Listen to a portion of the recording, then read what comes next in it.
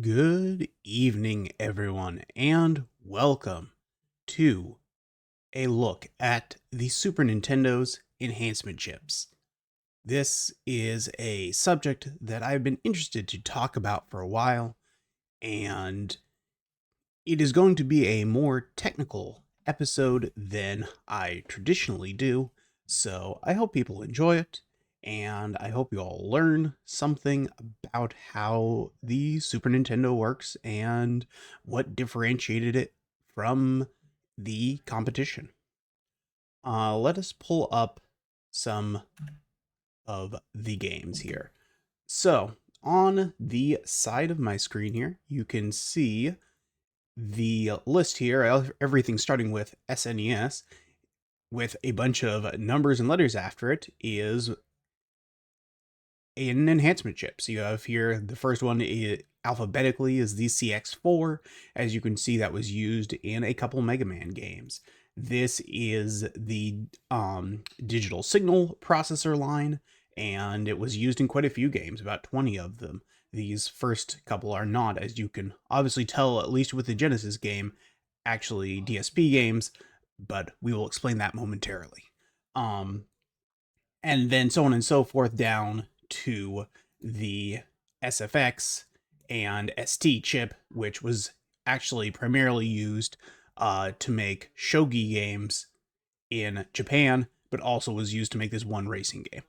So, uh, one of the most common use of the Super Nintendo's enhancement chips was to improve the AI for games of shogi.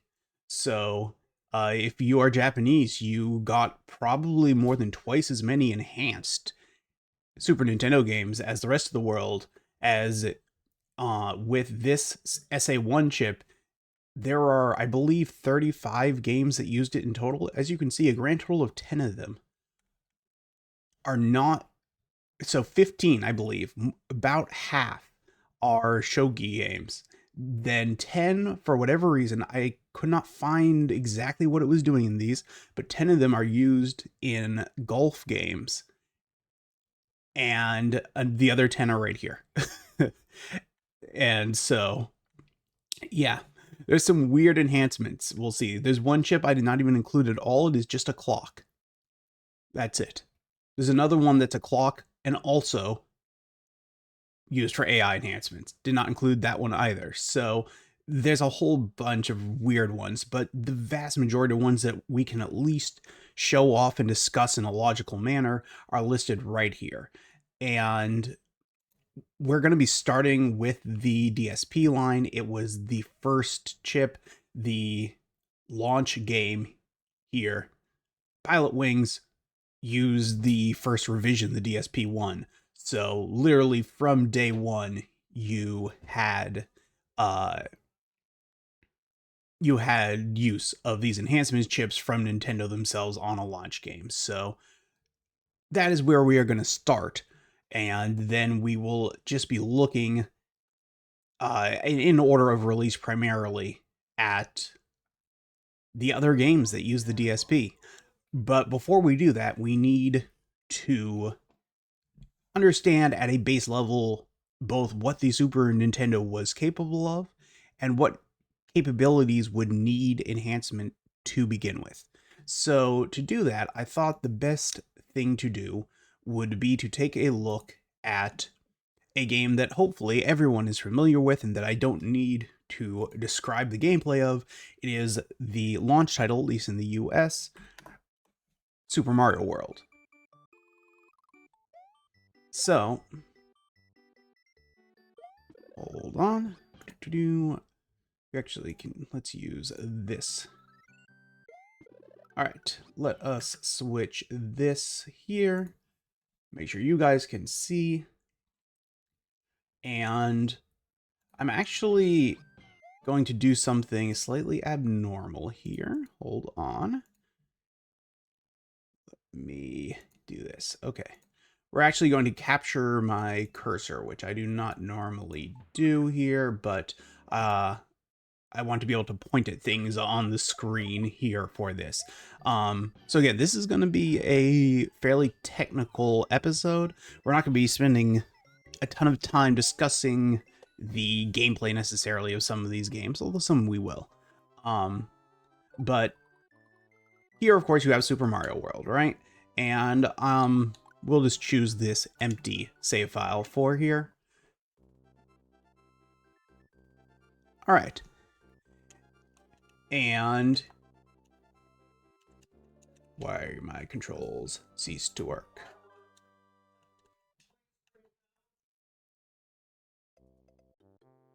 All right.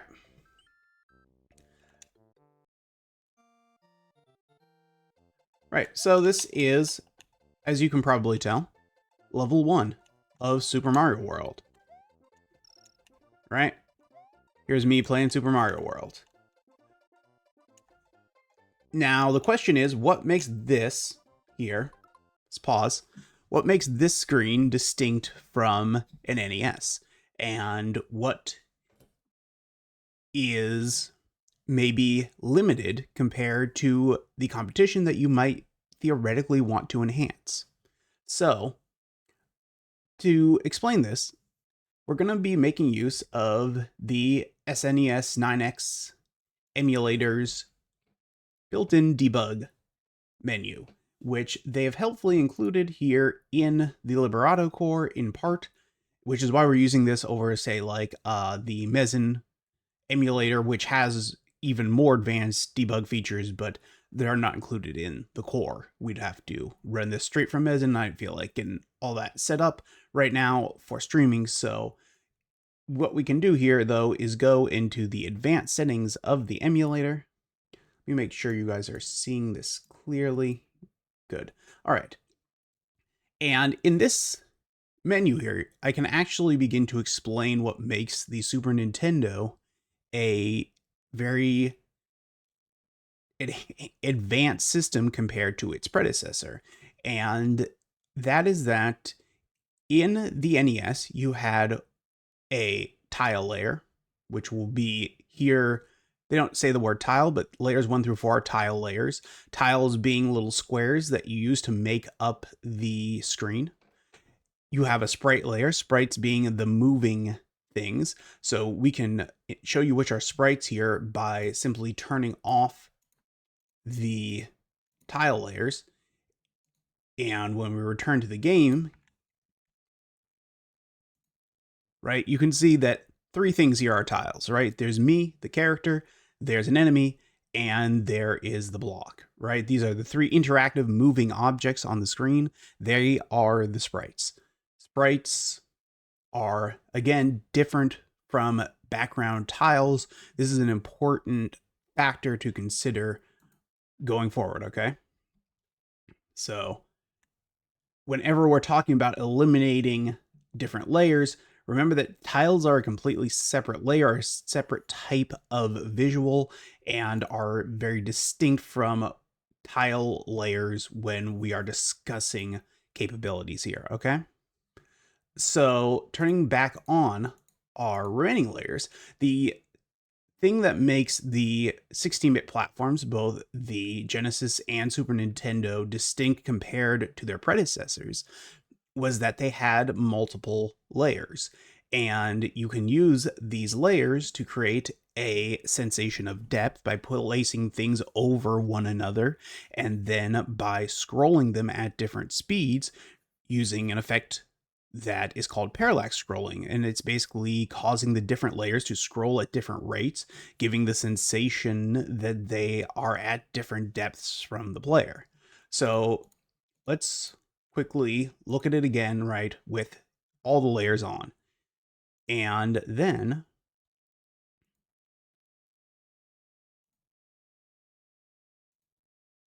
we turn off layer 1. As you can see, layer 1 is our foreground layer in this case, so it is being used to make up the ground. And if there were more objects that I could stand on, they would be in layer 1 as well. Meanwhile, layer 2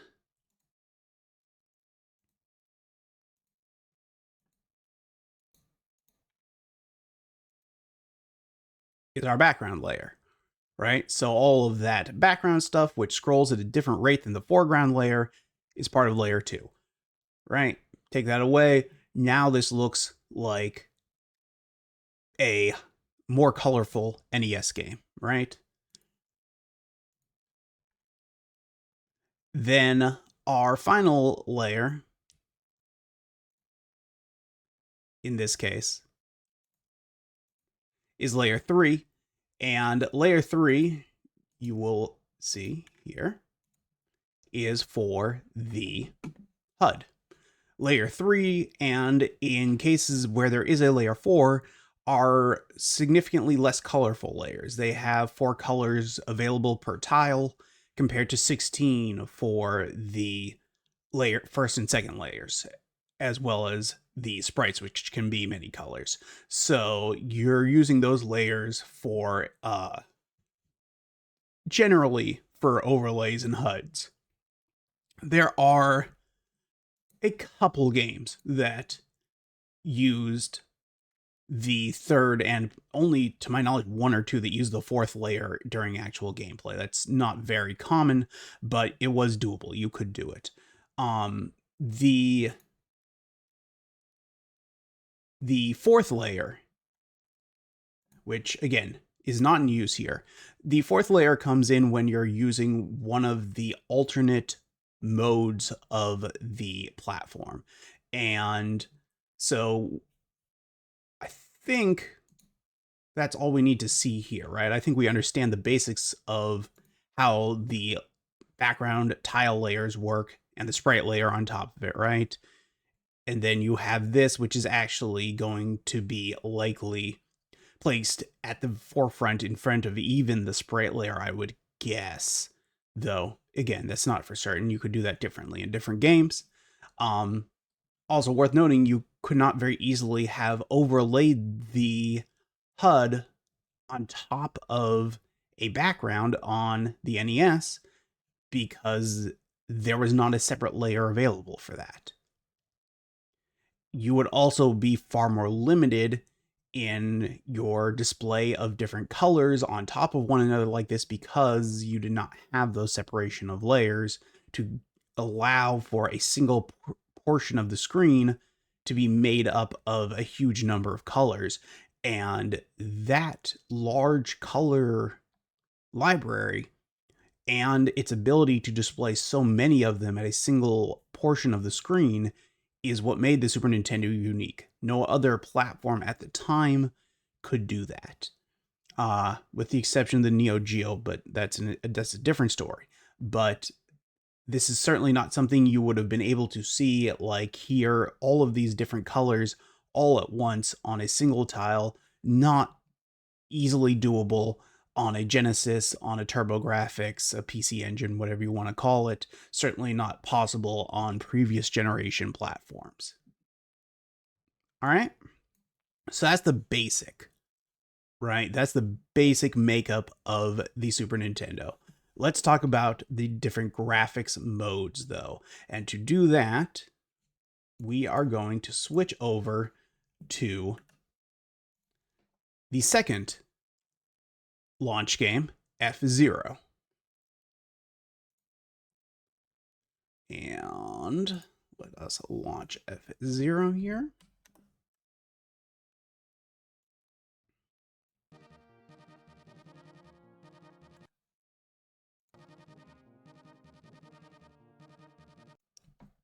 And make sure you guys can see F-Zero. Okay. Again, I'm hoping by choosing these very, very well-known games, I don't have to describe the game too much. But F-Zero is a racing game. We'll play it for just a minute here to give you guys a sense of what it is if you are, for some reason, unfamiliar with F-Zero, since it's not quite as well known as Mario. But as you can see, I play as one of the ships. The blue ship is the, shall we say, protagonist of the story. It is the ship of Captain Falcon. And the story is actually told in like a comic book that's included in the box. So without the original box, you don't actually know the story. And the fact that you're Captain Falcon is never mentioned in the game itself. It's only in the comic book. But, right, you can see I'm just going around this track. It's a very basic racing game, but compared to the... Hold on. All right, we're going to pause here. Compared to the racing games of the previous generation, obviously this entire thing is very unique in that I am going forward into the screen here and not going top to bottom, right? And this very distinct visual treatment of this background and the way that enables this new perspective was the second thing that made the Super Nintendo distinct from the competition. And it achieved that through its different graphics modes. Now, let's once again take a look at the layers here. Now, you'll note here, let's quickly turn off the sprites again, and you'll see that the on-screen text in this case, if we were on the menu screen, the on-screen menu in the title screen also, as well as the player ships, are the sprites in this case, right? Everything else is background. Now, the Super Nintendo was capable of producing 7 different visual display modes. And each of those modes had different advantages, disadvantages, and effective uses. So the most common mode that you'd see in probably over 90% of games for at least a portion of the time is Mode 1. Mode 1 allowed for these 3 layers. It's what we saw in Mario there, along with the sprite layer. The first 2 layers, as I mentioned, were very colorful layers. They could have 16 colors per tile. The third layer had 4, and as I said, was primarily meant to be used for the HUD. You also could add a 4th layer, but in that case, you could not individually offset the tiles on the first 2 layers. I don't think in any of them you could offset the tiles on layer 3 or 4, but even if you could, you probably wouldn't. Offsetting tiles is used for a variety of different special effects, and basically it means that you can vertically or horizontally actually move the tiles back and forth line by line to create some special effects and to make some tricks to allow it to seem like there's movement and such on screen. Tile offsets were used really, really cleverly in the game Axelay by Konami, the shooter. That's not actually using the famous Mode 7, it's actually using tile offsets and this clipping effect to create what they are doing. It's really, really neat. I'm not going to go into a huge deal about it here, but it's an incredibly neat way to create the sensation of Mode 7 without Mode 7 by using a mode.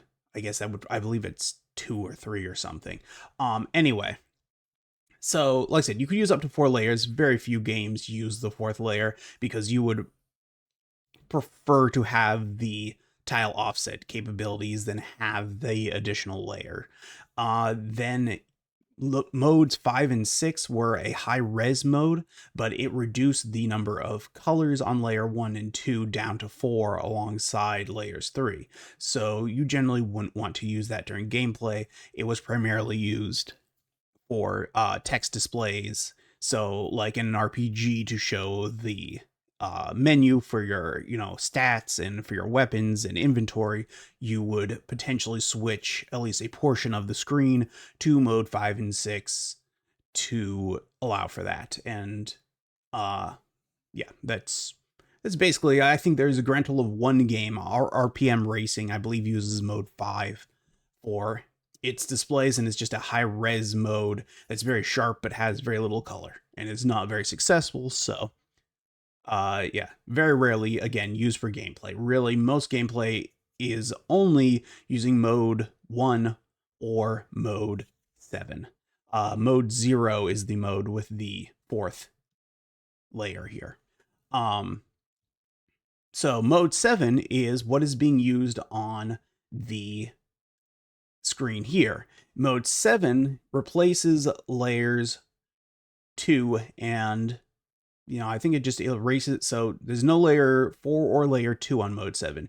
You just have layers 1 and 3 here. Layer 1 is a single 256 color tile that can be rotated, stretched, enlarged, shrunk, and all that stuff. So it's a movable, rotatable tile. And as you can see, when I take away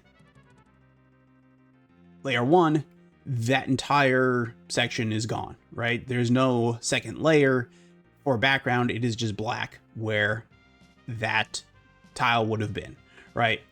This is also because I still have sprites off, right? The car would still be here if I turn sprites back on. The top of the screen, you can see up to this point here, is using mode 1 still. So you can have part of the screen use mode 7 and part of the screen use mode 1, though that's entirely doable on the platform. You can have 3 different modes even if you want.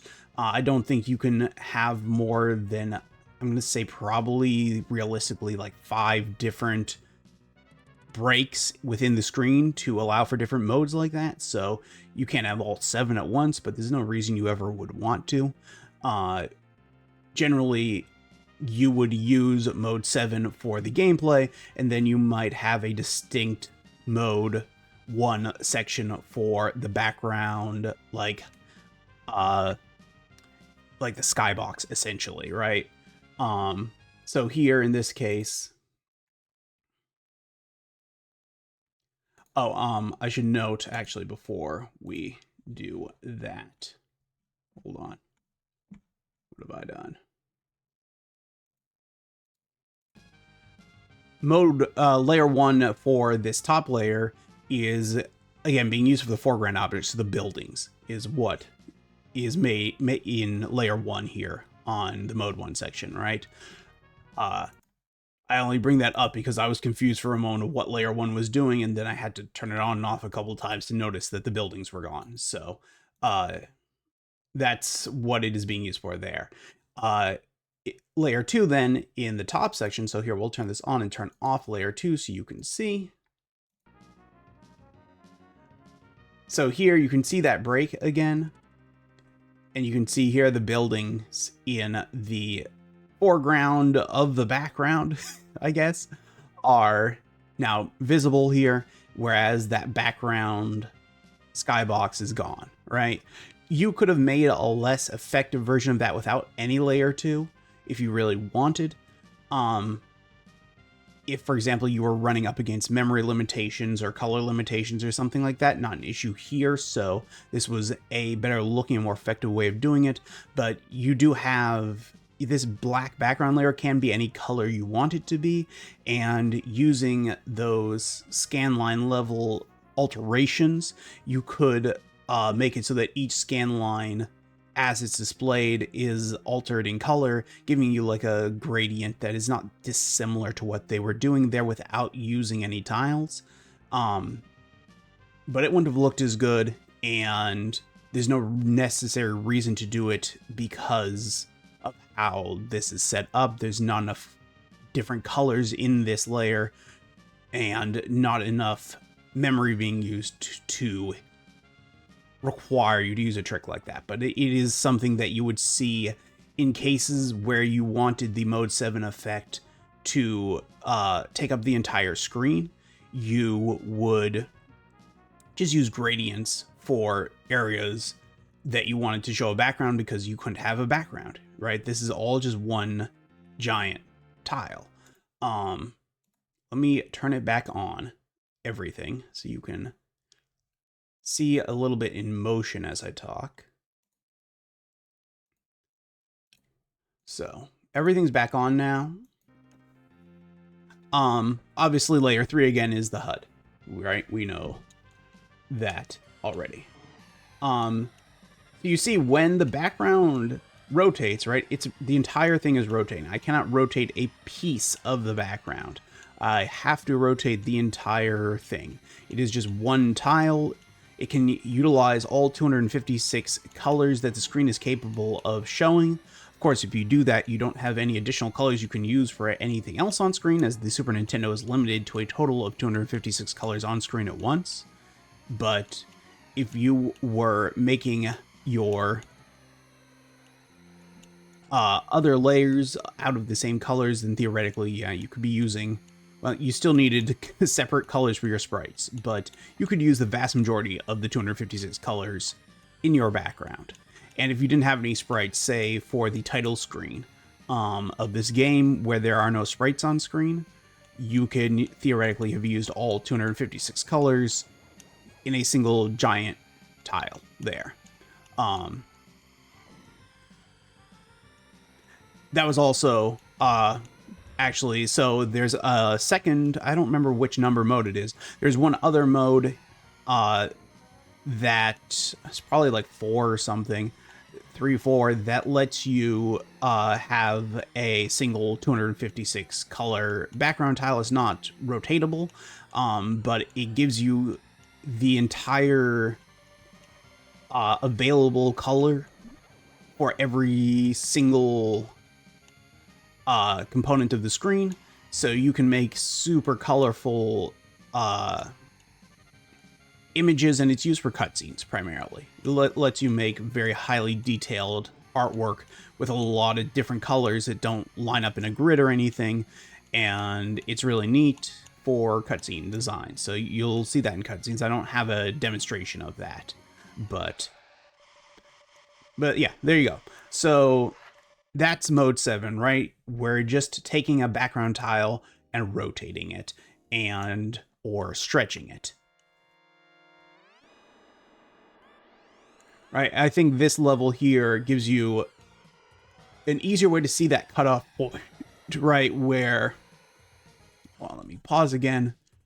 Right here, right? You can see the cutoff point. This line here, you can see that it's a single sprite large of gray here that cuts off the point from the mode 1 top portion here and the mode 7 bottom portion. You still can have, as I mentioned, that third layer, this HUD layer in the mode 7. So that's why this is covering over both the mode 7 and mode 1. You can still have this layer across both. But here, top portion, mode 1, bottom portion, mode 7, one giant tile background here, lots of separate tiles to give layering effects here, right? No layers here, right? Everything is just on a single plane of existence as far as the depth of the drawing is concerned, right? You're getting the depth perspective from the rotation, not from the layering here. Cool? Cool. Hopefully everyone now understands the makeup of the Super Nintendo's visuals. So, with all that said, now that we understand what the Super Nintendo can do, the question is, what did it need enhancement chips to do? And the answer is that for all of the Super Nintendo's very advanced visual capabilities, its processor, its CPU, was actually incredibly underpowered and unadvanced. For the time, the Genesis was using a 16/32-bit processor, the Motorola 68000, which is the same processor that was used in its arcade hardware, its superscalar hardware, although in most of those games there was 2 or 3 68000s, not one, but you had an incredibly powerful processor in the Genesis that was able to, you know, as Sega liked to market it, blast process, or just process sprite movement very, very, very quickly. It was incredibly good at drawing sprites rapidly on screen, at doing fairly complex mathematical calculations at very, very high speeds, at least for the time. And so it allowed for these really fast games with a ton of sprites and a ton of sprite manipulation in a way that was very, very hard for the Super Nintendo to keep up with. And you would see early games with a lot of sprites on them. For example, Super R-Type, which I didn't pull up here, but has a ton of slowdown in it because the processor just cannot keep up with the number of sprites on screen at once. And in addition, anytime the processor was asked to do any sort of really advanced mathematics, it would really struggle with that. So let's take a look here at our first game released with an enhancement chip inside of it, and it's Pilot Wings, which, depending on the region, was also a launch game.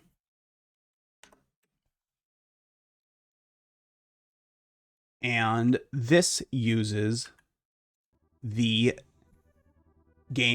system's Mode 7 visuals, and it uses the DSP. As I said, that's a digital signal processor, and the digital signal processor is a mathematics processor, so it is designed to help out doing these advanced mathematical calculations. So when we here get our plane, okay. So, as you can see, we've got a basic, Mode 7 here. It looks like probably could be the top of the screen is using Mode 1, but regardless, what the DSP here is being used for, what differentiates this from F-Zero, is that, oh, I needed to have been braking for a long time. Pull up. Okay, there we go. You're just landing the plane. This is just a tutorial. Is that we have depth here, right? We're going up and down. And so it's not the drawing of the visuals. Yay me, I did really good. I may or may not have practiced in advance to not incredibly fail at Pilot Wings, because getting the physics down of this takes some practice. Anyways, drawing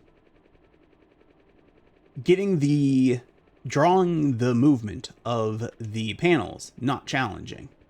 What is challenging is determining what you actually need to draw. It's doing the math to determine what is happening with the character in these scenarios and what the world needs to actually do.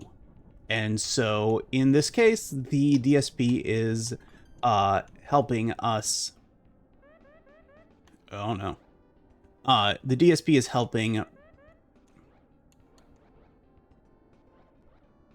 determine some of the physics calculations. Can't go much slower than this. Feel like that nailed it. Let's see how it liked it. Yes. Okay. Well, my speed was too high, but we're fine.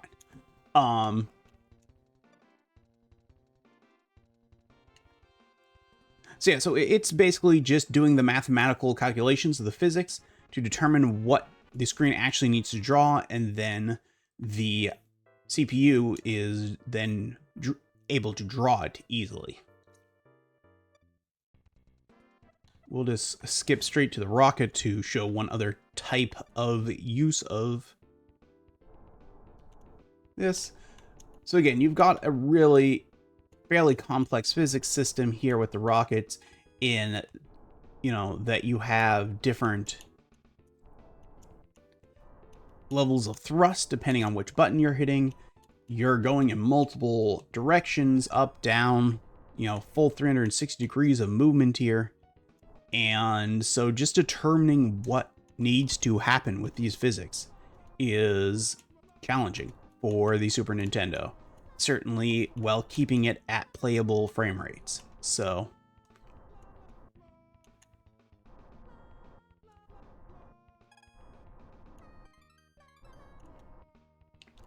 So again, to assist with that, we have the DSP.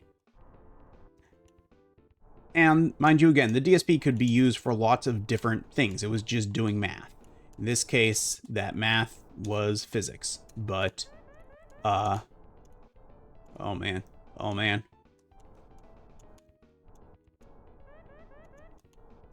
We're trying to land. Oh, well, that wasn't great, but we landed.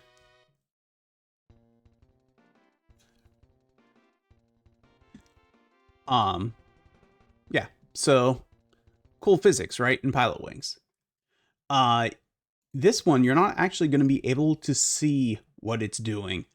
We're just going to start it quickly just to show you how different this can be used.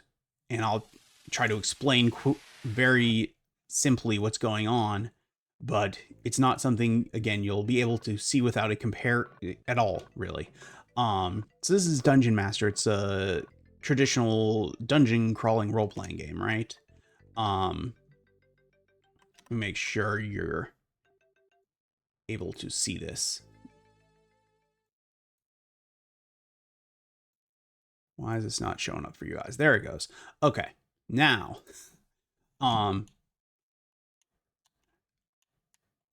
right, and so, hold on, how do I switch this? One of these buttons, there we go. Can switch you straight to movement mode. So yeah, you know, you're just moving along. This is not doing anything super special here, right? Dungeon Master was originally a computer game, a Commodore Amiga game. And so what the DSP is actually doing here is, again, not something you'd ever be able to see. It is taking the graphics format of the Amiga game, and in real time, it is converting it to a graphics format that the Super Nintendo can actually understand. So yeah, it's doing file conversions, essentially.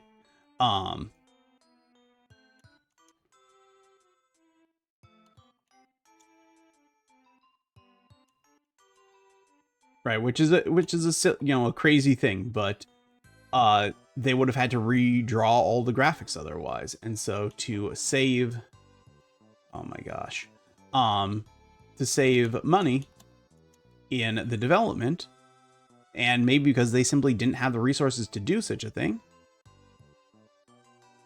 Are you a warrior? You look like a warrior. We're not actually going to play this game, so it doesn't really matter, but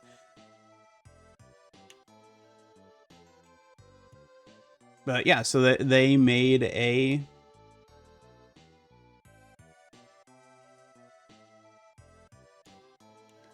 converter, and it took too much processing power to convert. So instead, we got a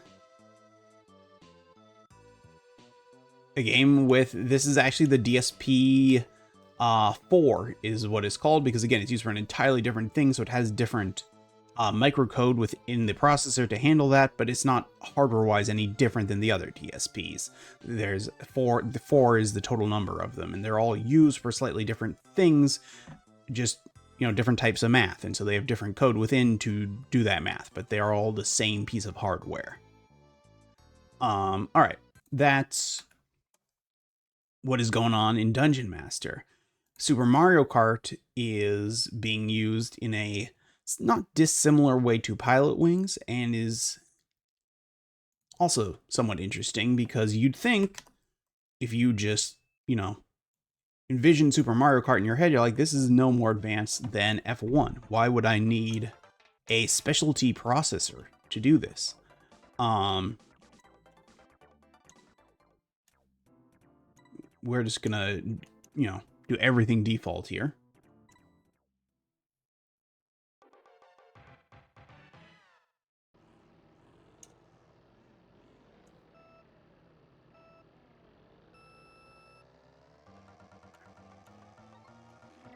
Right, so visually what you're looking at here is, right, seems to be more or less the same as F-Zero, right?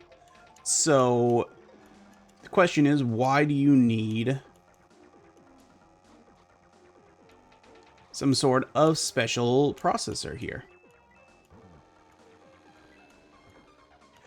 And I think most people have thought in the past that it is doing something with the track down there, or if we were playing two players, it would be showing the second player.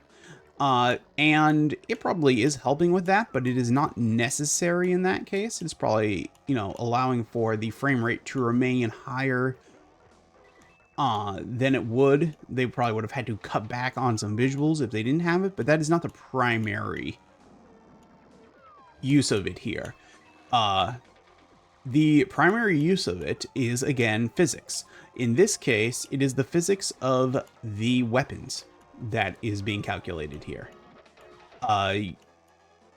Again, the Super Nintendo, very, very good at drawing these things. Not really very good at determining what needs to be drawn when there are advanced physics calculations here.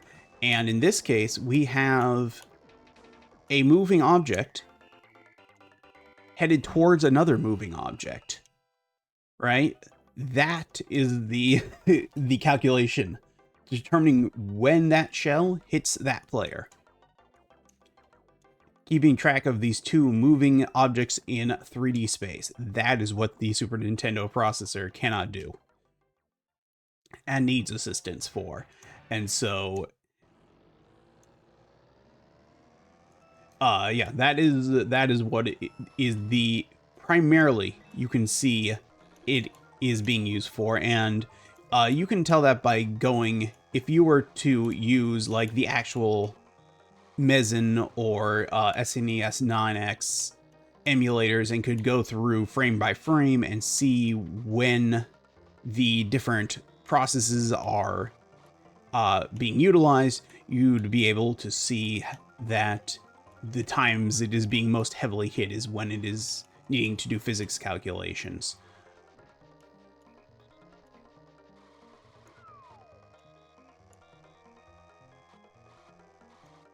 So yeah, that's you know, again, this is Mario Kart. This is a very well-known game. I shouldn't hopefully have to explain how Mario Kart works to anyone.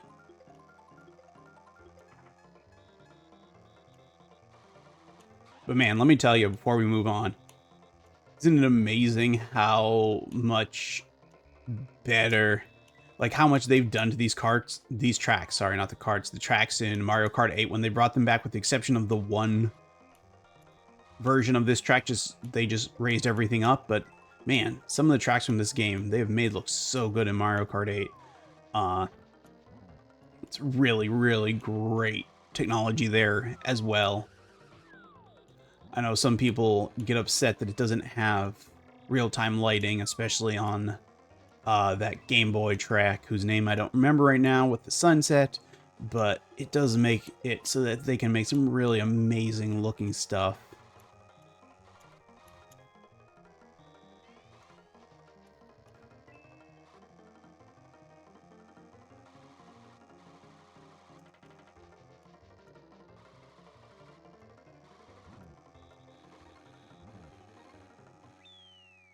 Alright, so there we go. That's Mario Kart.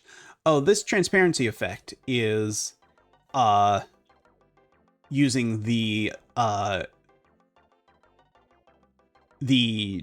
scanline offset stuff as well. And you saw that there was an option within the emulator, maybe on that menu, to turn some of that off if you wanted to see how that was working as well.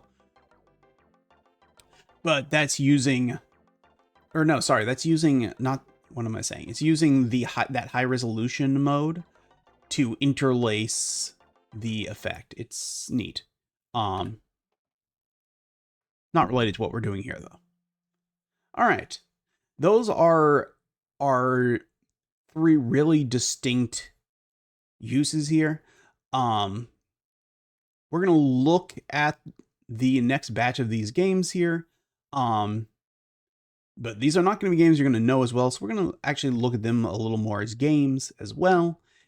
But then we will get into some of the other chips and look at what they're doing. But first, let's look at some of the other games before. Let's see, how are we going to order this? So we are going to generally go in order of release, F1 Super Circus here is, or sorry, Super F1 Circus is not using the DSP, nor is, where is it? Did I put 3 here? Yes. So this is limited. There's 2, which I didn't include. There's 3, and then Gaiden here, our very final game, is what actually is using the DSP. So this is a Japanese only game, so I don't know definitively what this is doing with the DSP because there's not really any English language documentation on it. But I was hoping if we played all 3 in a row, we'd be able to maybe see the difference. So we're going to start by doing that. So here we're going to not spend too long on each one, but this is the first game. This is the limited version, which is only different in that they didn't have the F1 license in time for the initial release. So it doesn't have the licensed by FOCA there and have all the team branding and stuff in the original release. So they re-released it with the limited edition that has all that stuff. But gameplay wise, it's identical.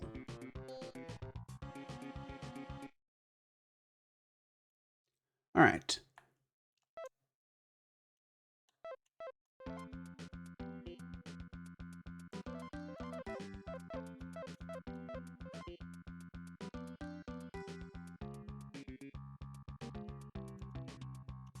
Okay, we got to choose our team. Looks like we can only choose from these 2.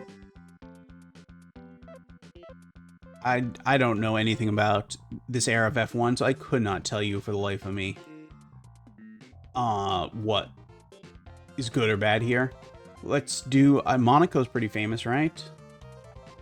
I want to say Italy, South Africa. We'll do a USA, Australia, Japan, Spain, France, Belgium, Portugal. What do we not? Are we just ordering them? No. Okay, there are a couple we don't choose. But we'll start in Monaco because we're not doing 16 or whatever races this was. Okay, let's just go straight to.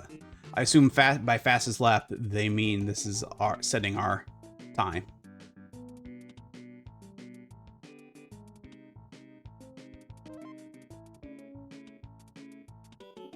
Oh, is that not?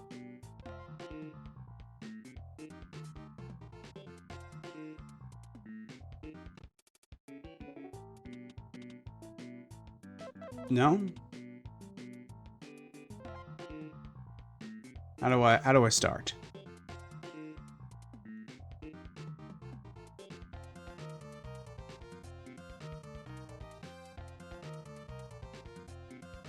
Oh, this is telling me what the fastest lap is. Okay, cool. Maybe then ranking?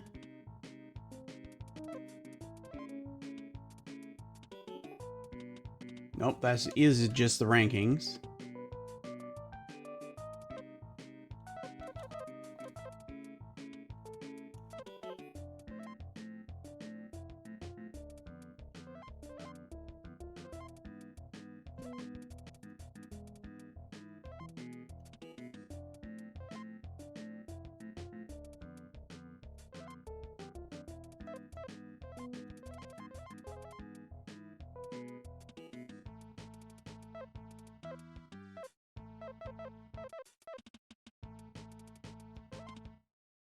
Maybe practice is how we race.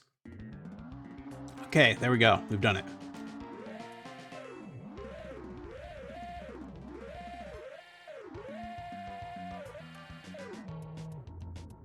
I need to... how do I shift? Ah, okay.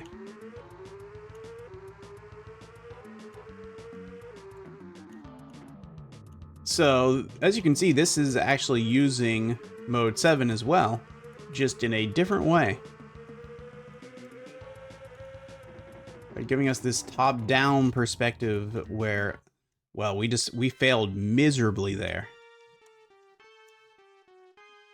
Disqualified. Sure. I don't know what that means.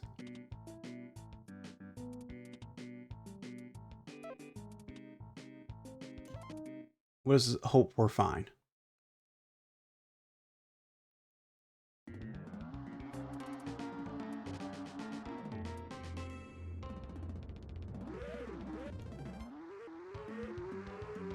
Okay, let's figure out what our brake button here is this time and not fly off the track, hopefully.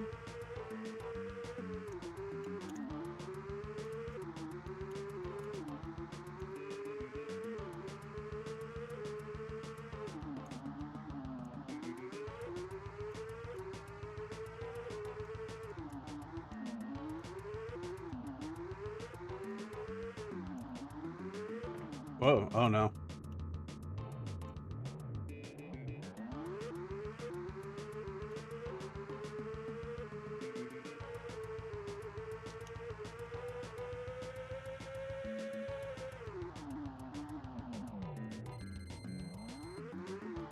Uh-oh, my window? Is that window? What is wrong with my window? Has it been damaged? We need to get it repaired. Probably. It's okay, we're not going to be playing it long enough for it to matter.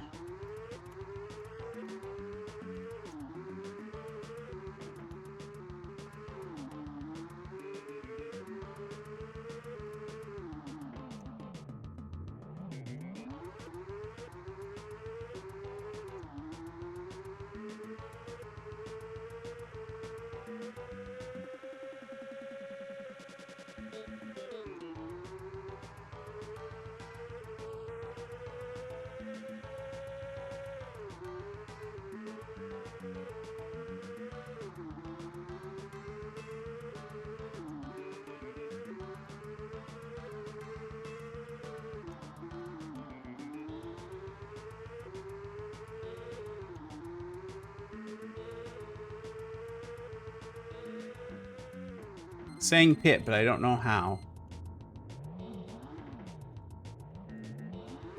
Where is the pit? If I knew where the pit was, I'd pit.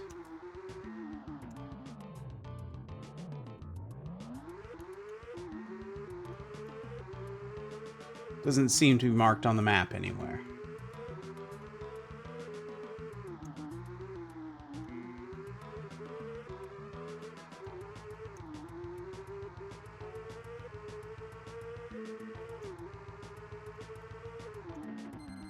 I feel like most people who would have played this game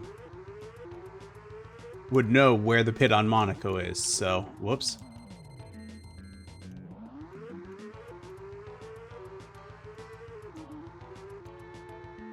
Found it.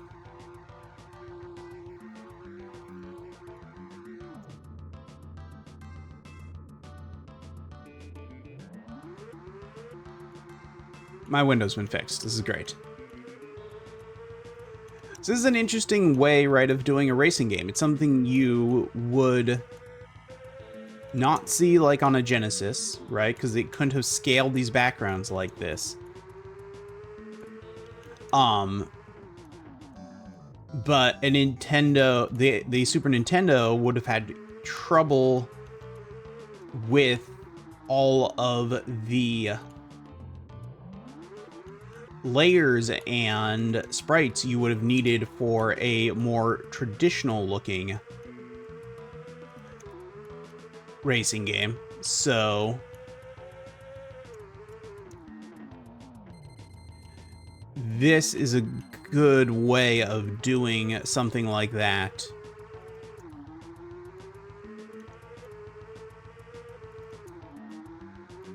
Right, because like instead of using pause here for a second and bring up. Right, these are not individual sprites. These are all just background layer, right? You see they're not moving or layered over each other. This is all just a single background tile. This is almost certainly layer 3 again. So we've got just one sprite, one small sprite on screen, a background tile, and the foreground HUD tile. which are all easy things for the Super Nintendo to do without needing any sort of extra processing power. So, smart use of the hardware to deliver a distinct looking game.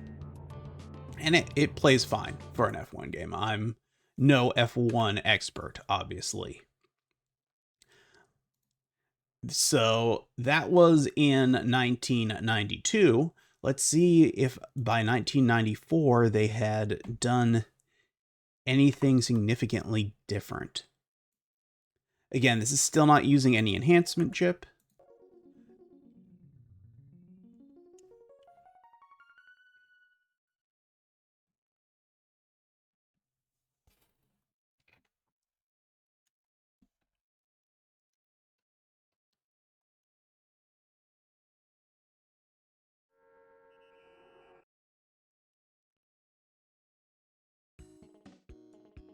You know what, let's just do a quick race this time, since we have that as an option.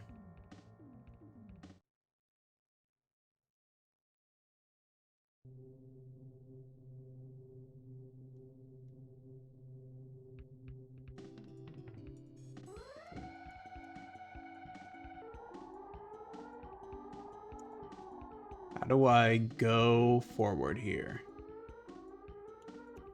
Okay, they entirely changed the controls and clearly the perspective. So now we're using a more traditional Mode 7 look. Which is interesting due to, you know, how distinct that first game looked.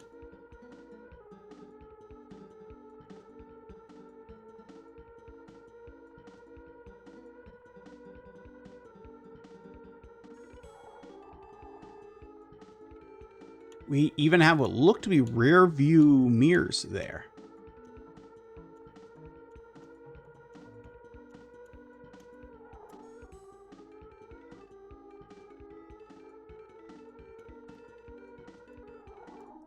Fortunately, we're in last place due to me not knowing, you know, how to play.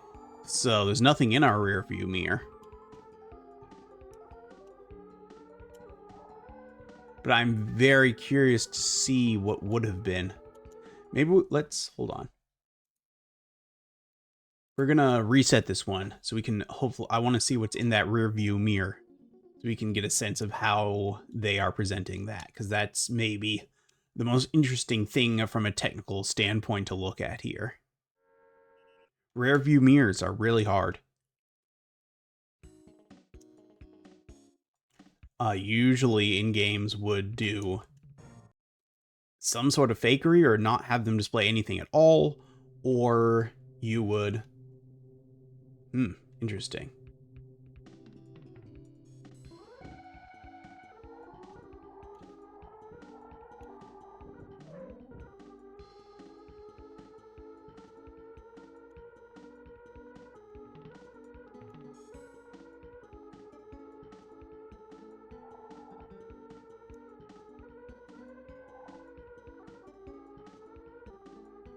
So it seems they just have sprites sitting in that little box. That little box is all but certainly part of layer 3.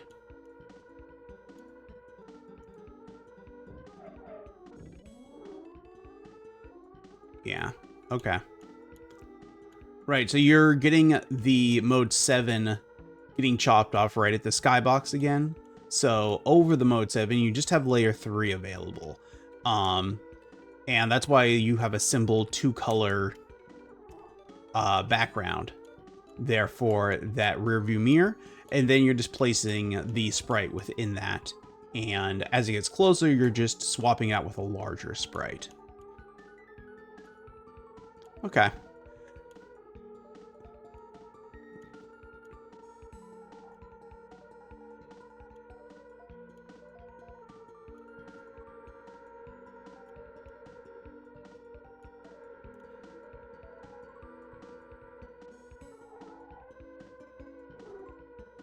Sure.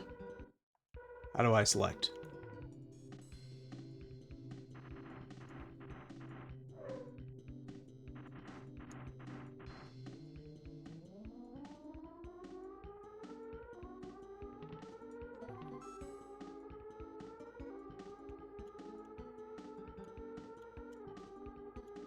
I think my issue with the previous game was that you couldn't really see ahead of you, and as someone who doesn't know F1,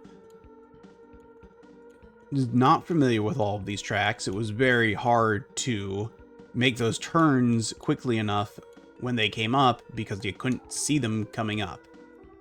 Now you can. So I will say I do definitely prefer this, and I think they have made both a better looking, better playing game here.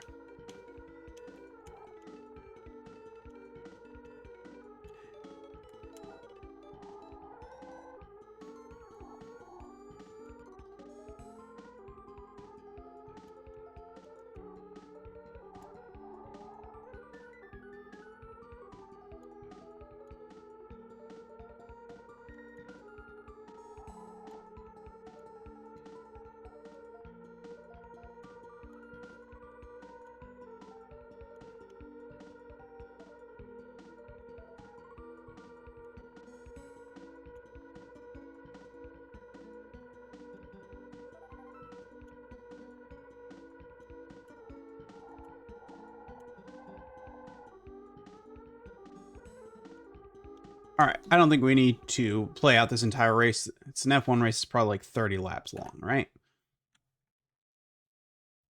Okay. Let's see what Super F1 Circus Gaiden has for us.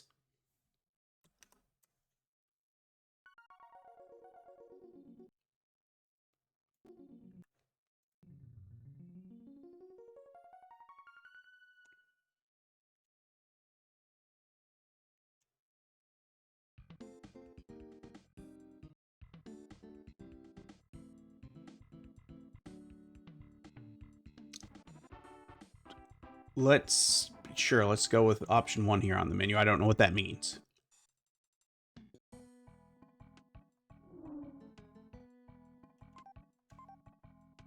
Yep, well, sure. All that looks great. Yep, America. Sounds right to me.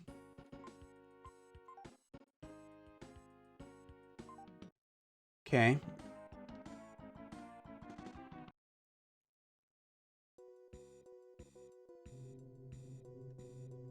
Okay, so this is another one where we've had the split screen.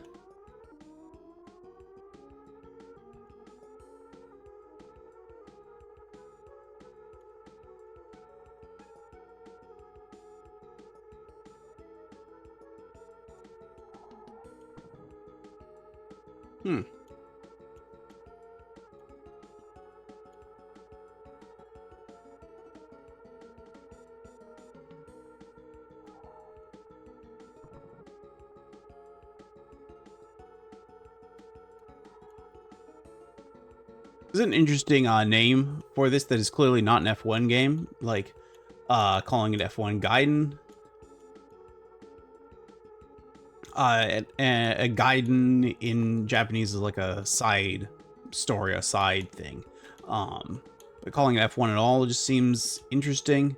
I guess they wanted the brand recognition. I guess it kind of works.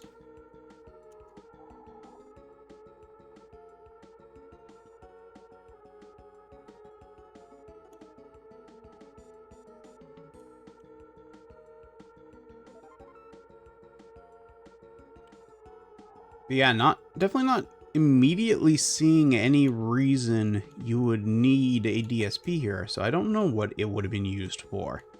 I mean, obviously we have the split screen. It's possible that the physics of these cars are advanced enough, or the AI complex enough that it needed some assistance with the mathematics there.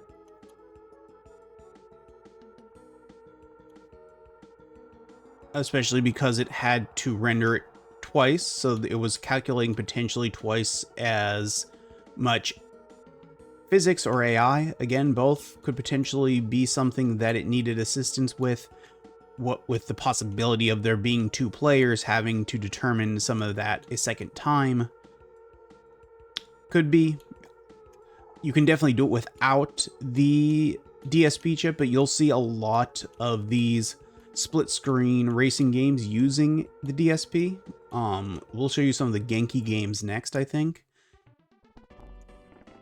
So again, you don't need it. There are games that have split screen racing without it, but it does allow you to maintain your frame rate while having more advanced technical effects and potentially more advanced AI. So yeah, interesting.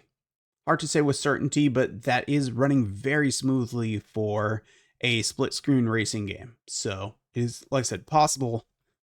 It is getting help with some of the physics, AI, or both for that.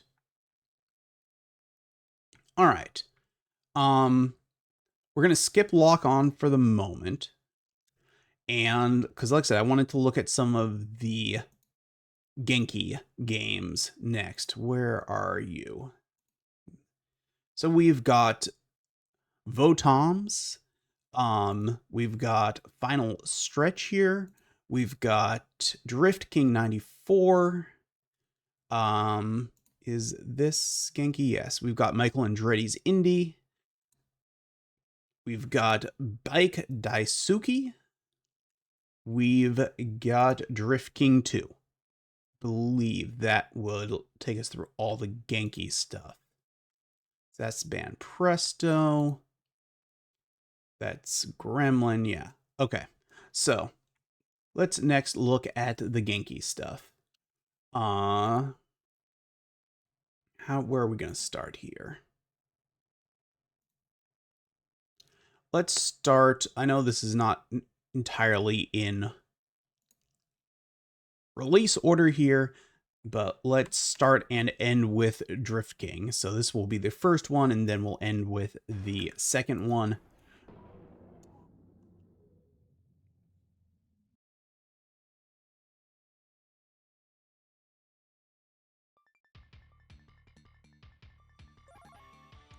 And scenario has a lot of talking in it that I don't understand. So we're just going to do this, practice C mode.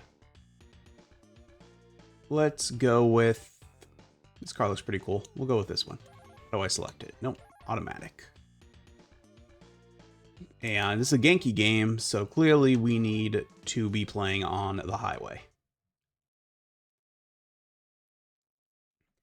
Genki's games are all about highway racing. Not all. You'll see there are others that, but they are most well known for their highway racing games.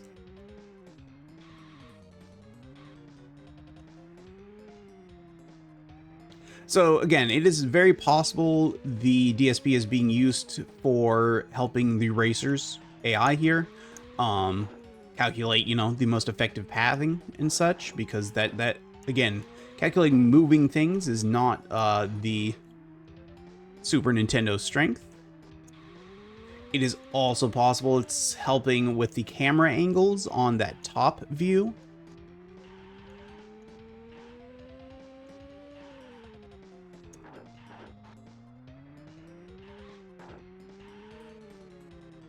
It is, and the third possibility, and this doesn't feel like it is using enough advanced physics to require it, would be that it's helping with some sort of physics calculations for the cars under the hood. But you'll see Genki, all of Genki's games more or less look and play the same. That is not very good, mind you.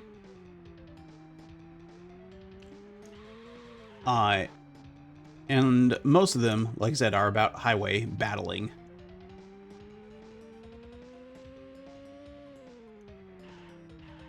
They make the adaptation of the, what is it called? Wangan Midnight?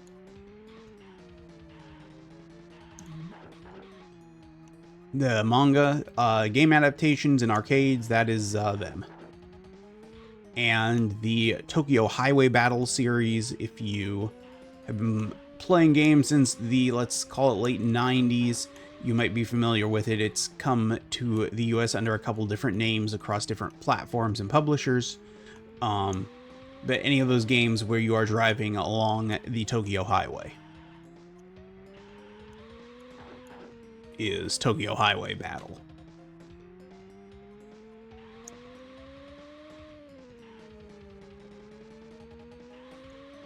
And if you have not played any of Genki's games, you might have played the Rockstar game Midnight Club, which is their take on that same racing scene that Genki is adapting. Right, the Midnight Club is a reference to Wangan Midnight, right, where they do street races at midnight on the Wangan highway system.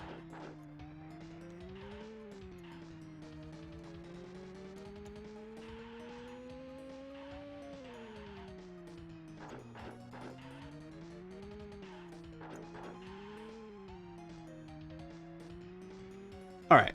I don't think, again, we need to do a whole race here, but that is what Drift King 94 looks like. Then we've got Final Stretch.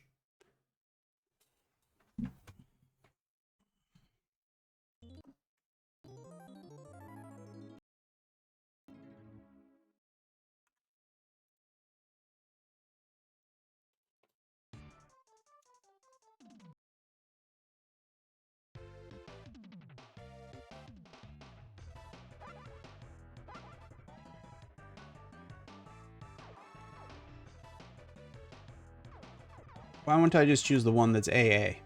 This seems very, very silly.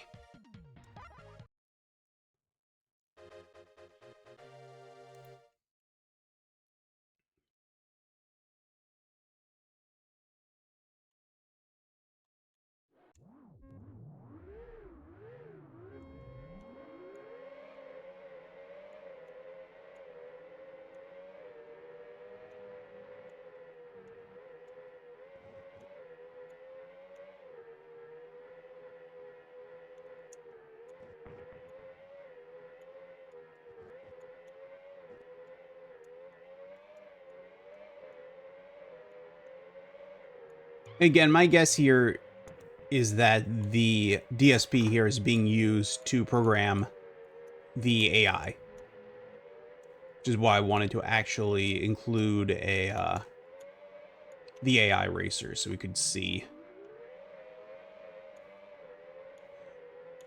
you know, most of these games would not have this many race cars on the track at once, all trying to get around one another. That is a challenging thing for a Super Nintendo to have this many AI. Again, its processor is very slow. So, I'm sure the DSP is being used to help make those calculations for those drivers about how to move in this 3D space. Oh, we really need to pit. If only I knew. Is this the pit? Did I make it to the pit? Yes. Woo! Okay.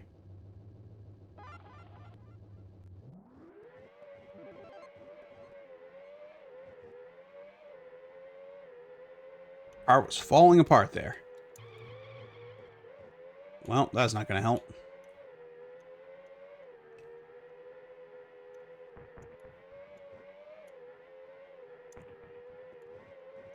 I'm going to say if you need to play an F1 game, go with those F1 Circus games. This one really not holding up. Unfortunately, those F1 Circus games, you could tell from their Japanese, were not released outside of Japan, whereas this one, as you can probably tell from its English, was.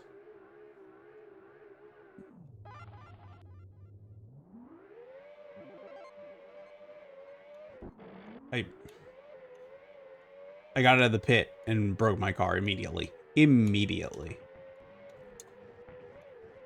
Yeah, I think this game doesn't look as good as those Cream made ones. Cream was a developer of those F1 Circus games, and I don't think it plays as well. So, you know, maybe its AI is better due to it having the DSP in there, but, you know, due to me sucking at F1 games of any sort, we're never going to know the answer to that by me playing. All we're going to determine is that, I lost to both of them. I also don't think this is running as smoothly, which again, 2 of those 3 Cream games didn't have any enhancement chip, and they were looking better, running smoother, but they might have had way less AI. Certainly in that one with the DSP chip, there was less AI. But that was, again, running incredibly smoothly.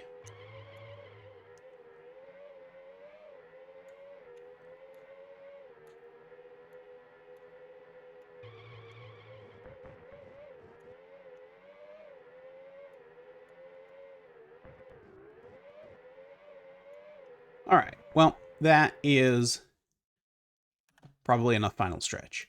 Alright, this is the only Genki game that's not a racing game. This is Votoms.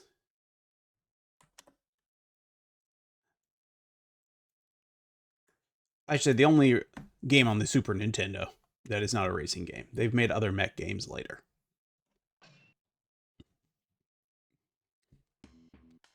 They even very occasionally make things that are neither mech games nor racing games. Can't think of any off the top of my head, but I'm pretty sure they exist. But primarily, those are the only 2 types of games they make.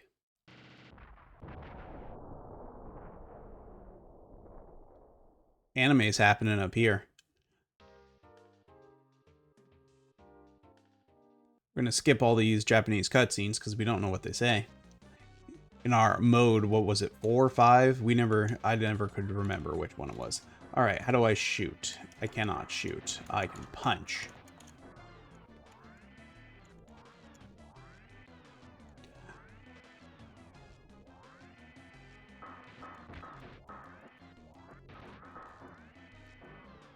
So this one's interesting for a couple of reasons, right? You've got the Mode 7 taking up maybe a quarter of the screen, let's call it.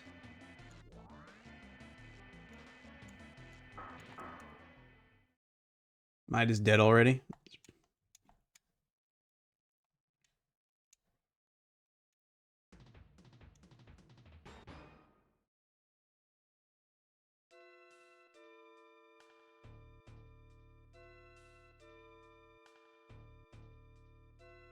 I see. I think that was story driven. I think we were supposed to lose there. This makes sense.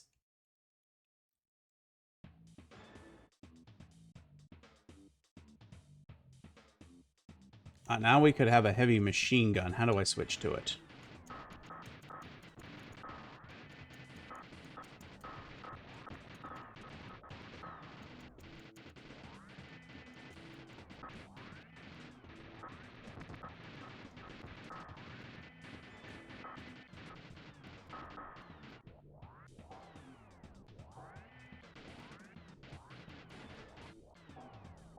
I actually don't think this game is that bad compared to some of Genki's others. They've made some okay games over the years, but most of their stuff is not great. Man, this brown robot, though, does not want to die. But yes, getting back to technical things, they're only using like a quarter of the screen here for the actual gameplay. Clearly having some major performance issues, if that's all they can show. They're using the system's masking capabilities to give like a vignetting effect around the edge of that Mode 7.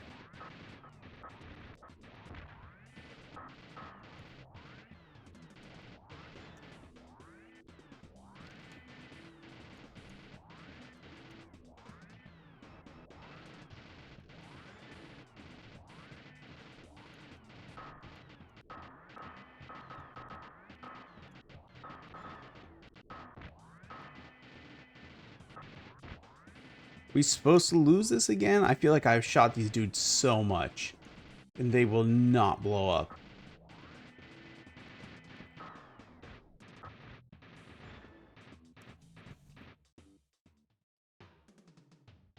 Nope, that time we were not supposed to lose. No, we're good. We've seen it. Yeah, that's who knows what that is using the DSP for. Again, very well could be AI. That would be my first guess, but clearly some major performance issues were occurring there for them to cut that screen down so small. So, probably is helping in a lot of different ways to try to keep that frame rate up. Uh yeah, clearly they got better over time. Let's put it that way. Let's see if they got even better with Michael Andretti's IndyCar Challenge, which I assume is actually the sequel to Final Stretch in Japan, but got, you know, an IndyCar license in the US, and so here we are.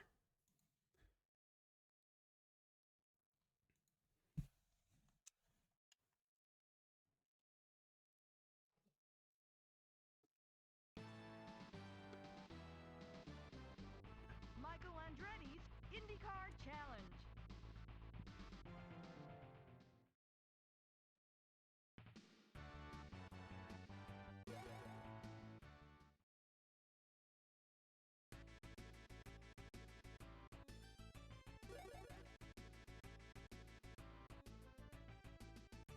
Michael's advice. I'll ignore Michael's advice.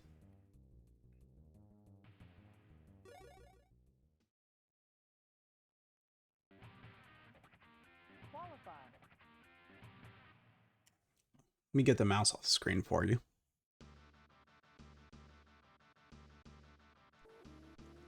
I forget that you can see it, because normally I don't have it that way.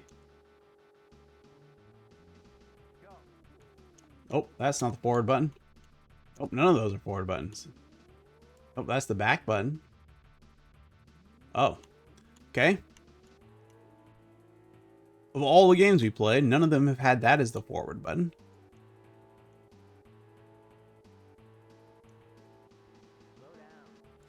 Okay.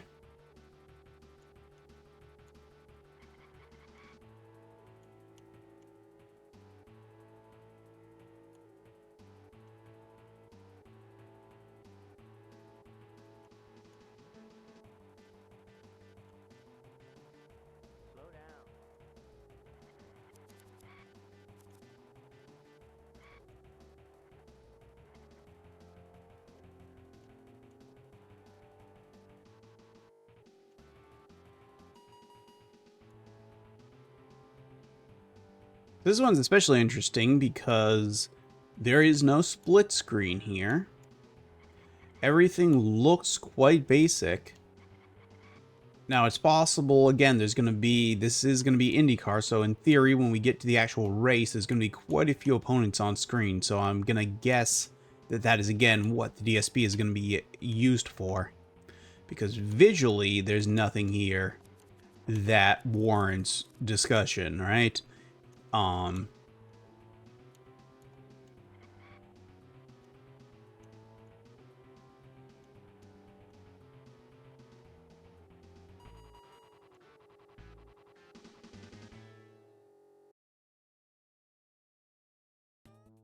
Obviously, there is some voiceover, which is not super common in the Super Nintendo, but certainly something you could do if you had the space on the ROM. Not so that we'll look at a couple of chips that were used for decompression of assets. That's not an insane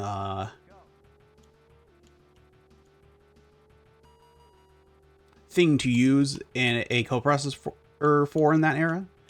I mean, hell, to this very day, decompressing assets is a major issue. You have all the games on PC running Unreal Engine that have to do a shader caching, because they can't decompress those shader files in real time without stuttering. So, clearly something that, you know, remains a challenge to this very day is decompression. So, entirely possible to fit the voiceover in the ROM either the voice or the artwork was compressed, and then the DSP could potentially be used to decompress that, but that really isn't the right chip for that task. You would and it would need very different microcode, and I'm pretty sure this was still just using the base DSP1. So I don't think that's what this is used for. But you saw it being used for asset conversion in Dungeon Master, so when given the right code, it is possible that you can use it for that type of scenario. But hard to say whether that is the case here. Did not find any specific details on what it was used for in this game, and again, it's very hard to tell in certain games. Like the only reason I know that it was used the way it was in Dungeon Master is because the developers have since said so. But in cases like Genki used it in almost every Super Nintendo game they released. It's possible that in some of them it wasn't really even necessary. It was just they had designed their systems to use it, and it was cheaper to use it than to design a whole new system. In fact, I'd say for certain the Genki games did not need it if it was done differently, because there are plenty of racing games. Again, we saw the Cream games, the F1 Circus games, that second one did not use it and looked better than this, ran better than this, had as many racers as this, so there's no reason this needed it.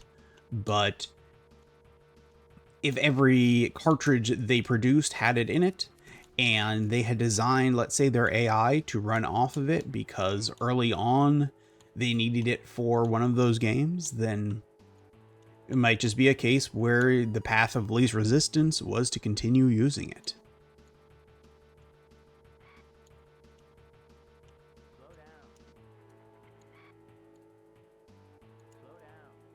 The downside of using something like the DSP in your game is that you made less money per cartridge because it cost more to make the cartridge because there was a chip in it.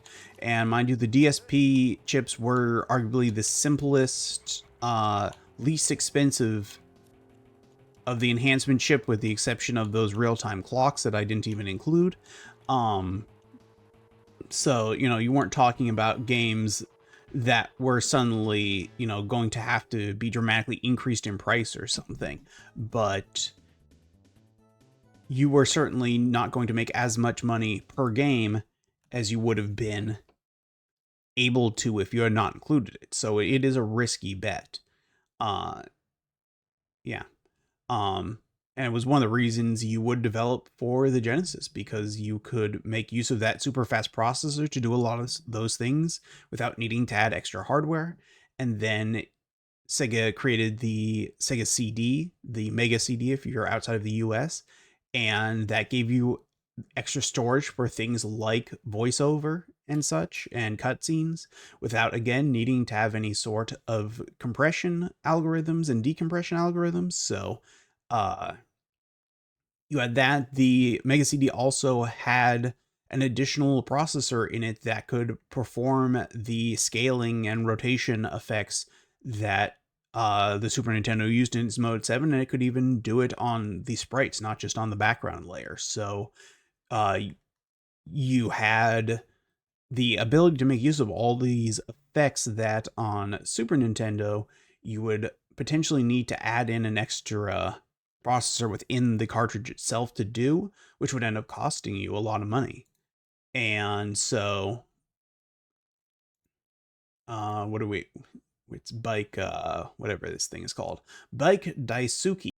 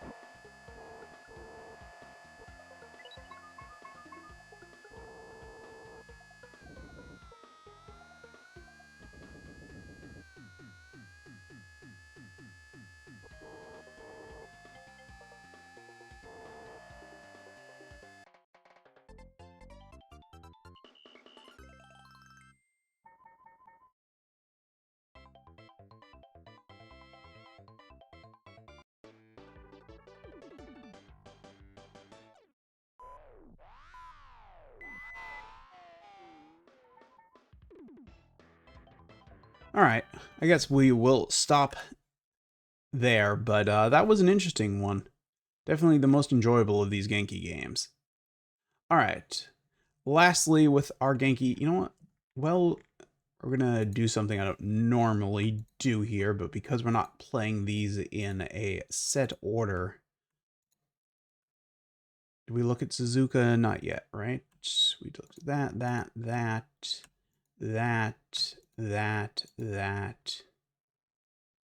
and that. Okay. Let's try to keep track of everything. Okay, our final Genki game is Drift King Battle 2.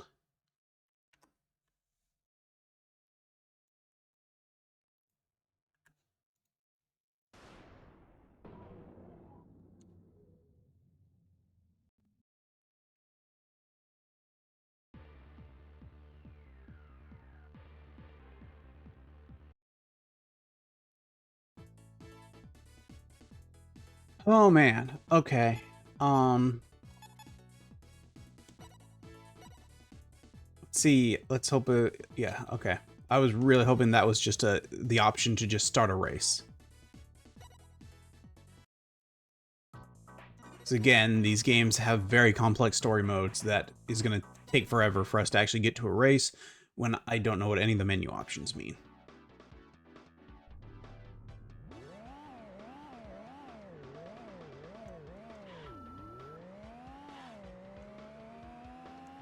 But here, this is just a time trial, it looks like, but that's fine. That will give us what we need. Let us compare it with the first game. I would say it controls very similarly. Looks very similar. Yeah, still definitely not a fan of the racing model here. Though, you know, I do gotta get my... Maybe if I get a feel for the drifting. I do think I'm getting a bit of a handle on it by this point. I don't know if it's better here than it was in the previous one, or I'm just getting more used to Genki's very odd handling.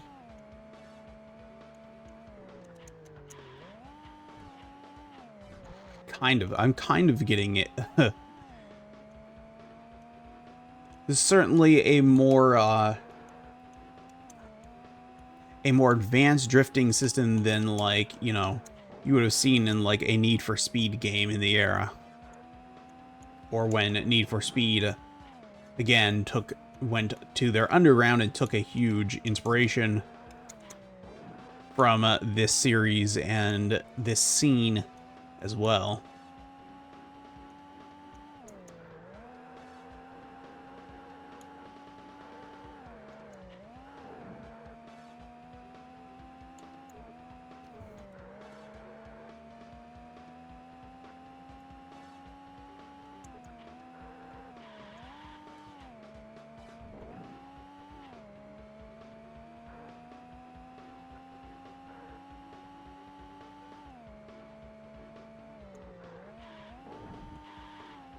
Oh no.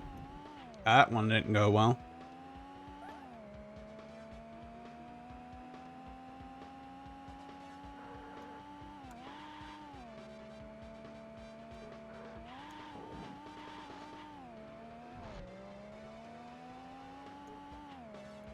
Yeah, it's interesting, like, I guess, how much both the Midnight Club and those Need for Speed games from the early 2000s, from like Underground through Black at least,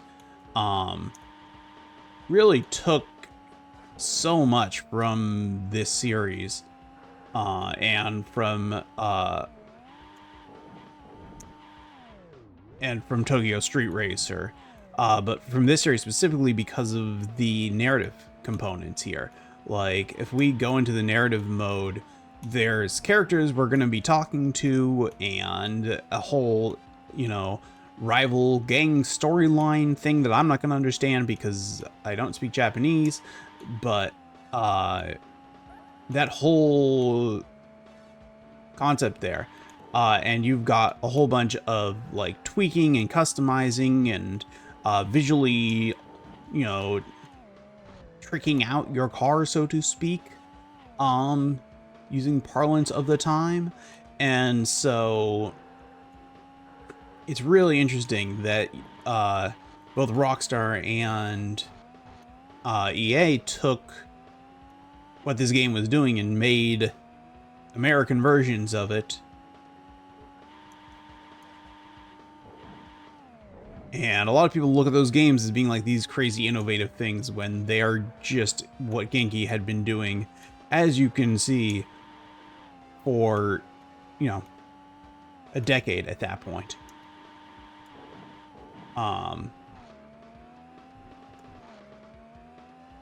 Yeah. Unfortunately, these Genki games just don't control well. And this scene just didn't exist in the United States in the early to mid 90s, so you just didn't have any awareness of it until you started seeing the import scene take off in the early 2000s, and you saw, of course, Fast and the Furious make heavy use of that, and that led to, yeah, this rise of these Americanized versions of these games and these stories.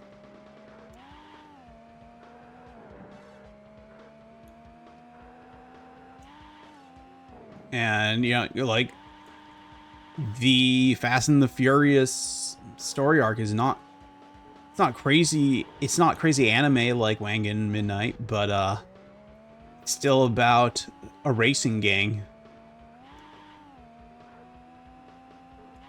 In Wangan Midnight, the car is a demon or something. It's like a demon possessed car or something that can go at insane speeds because it's possessed by a demon or something. But, they took the anime out of that concept and just made it a game about gang street racing, or a movie, that is. All right, so that is Genki's stuff. Let me just delete that. Okay. So we've got a handful of options left here. Okay, I think it's time to look at these three. So I know they all seem to have different names, but these are actually the first game, the second game, the third game. I know that, again, the companies that published them in the US gave them different names every time. This one was not published in the US, I think, which is why it is now Super Air Diver 2 instead of Lock On 2, or just Air Diver as it was here on the Genesis. So Lock On and Super Air Diver 2 both are using the DSP and are using Mode 7, but I thought it would be interesting to start here with Air Diver on the Genesis. Actually, since we have balls, I changed my mind. Let's just look at the three. I kind of want to save him for the end because he's crazy. Let's look at Suzuka 8 Hours before we get into Lock On, just to finish up our traditional racing.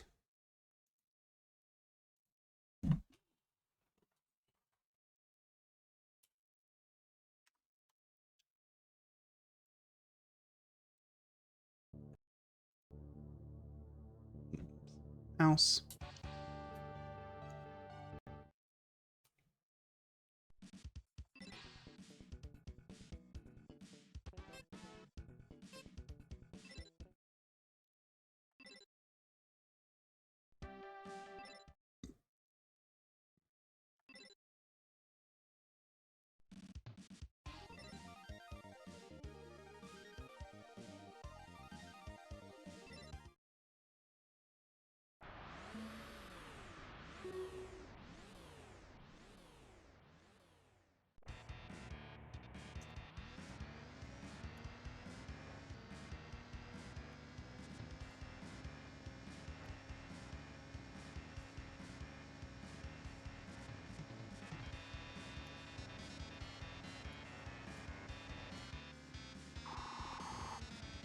Ooh, this one is another, one's not performing super well. And they're using a very small chunk of the screen once again for the gameplay.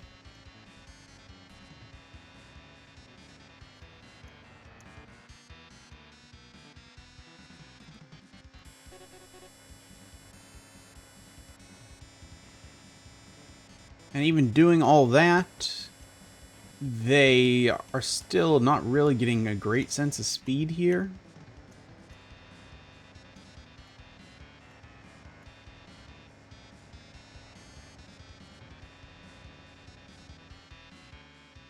It feels, let's call it okay at best.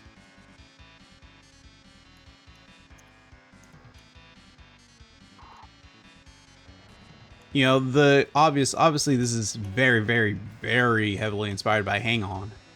Um,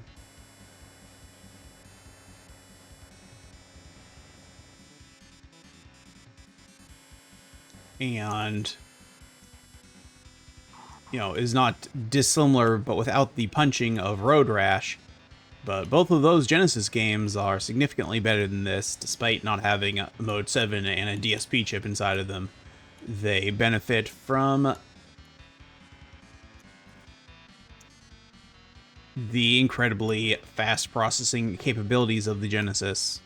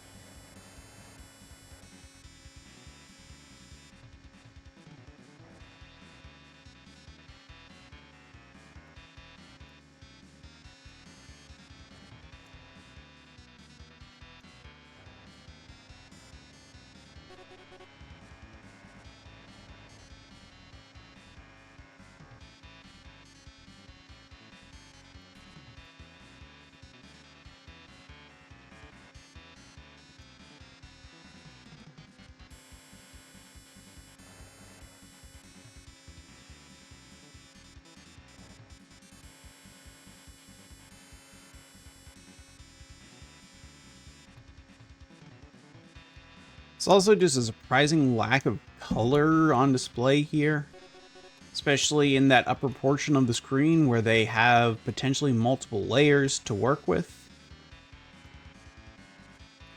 But just very simple gradient backdrop with a skybox and some gray buildings, like just a really visually unappealing game that isn't very fast or interesting.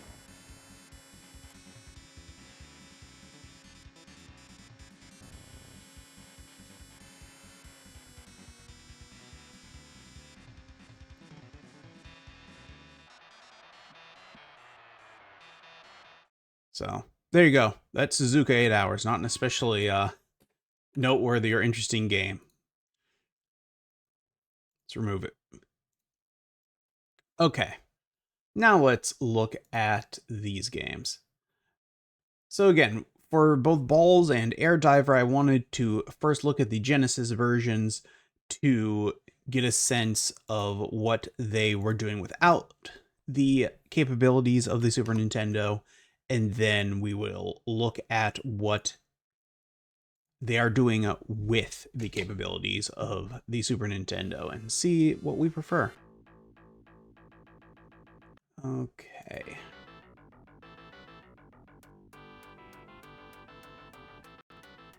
Okay, there it goes. All right, so this is Air Diver on the Genesis.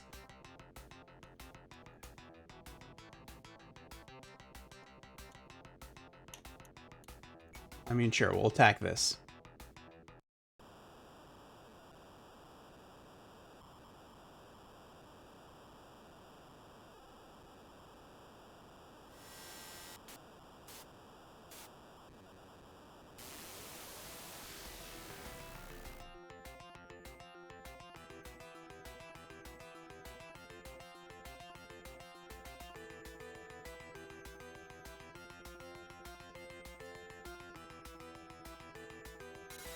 I was gonna say, there's two people behind me, but I don't know how to turn. So I don't know what I can do there. Well, I got one of them. The other one I can't even see. Where?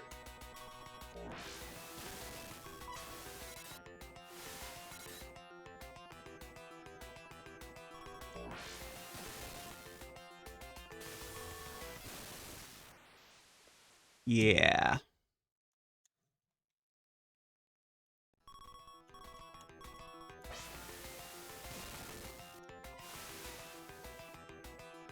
Let's see, what do we got here? We've got a boost, it looks like.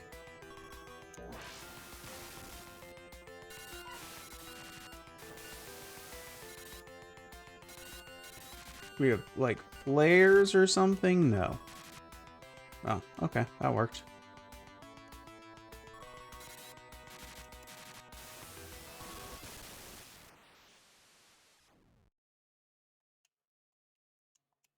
So obviously this is heavily inspired by Sega's own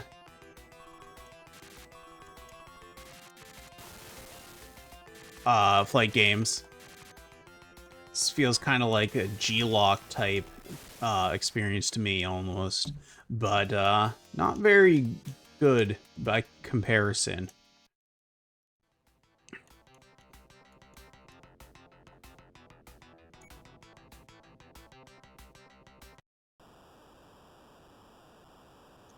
Does have this interesting strategic layer there where we're choosing what locations to attack, but actual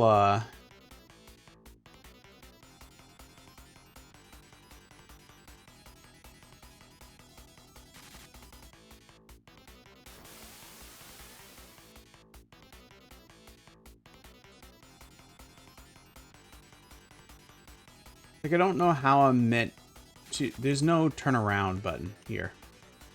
It's very strange.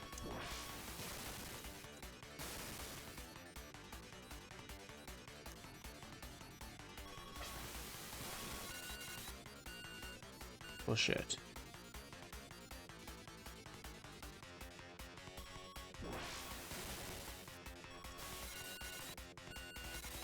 This is bad. This is bad.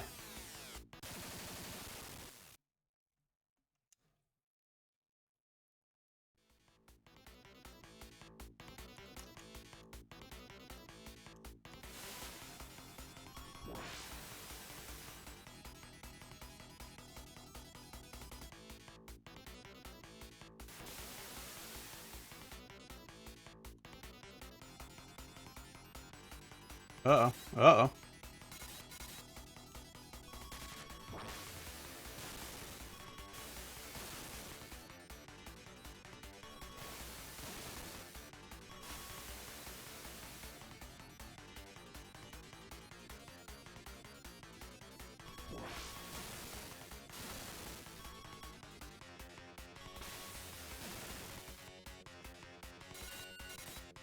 No.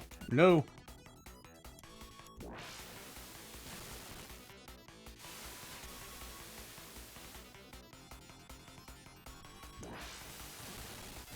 Ah.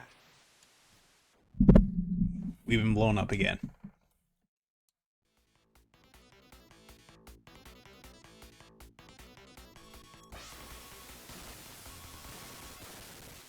And again.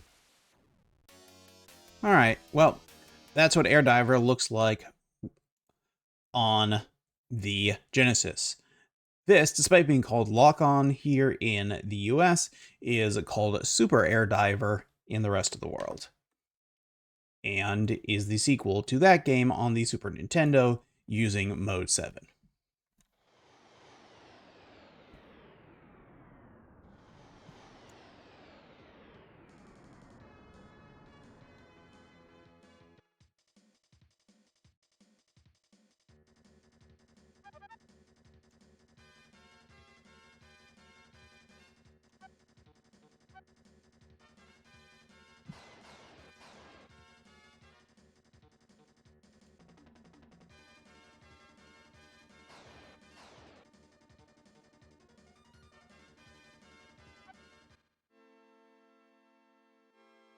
Okay.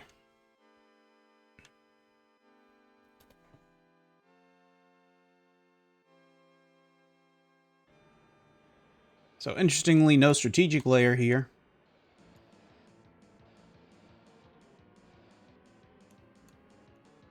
But visually, probably, oh, I think we can fairly say a fair bit better than the Genesis version. Immediately, I think, noticeable how much smoother this is. And clearly, we now have an easy ability to turn and lock on targets and all that we did not have before.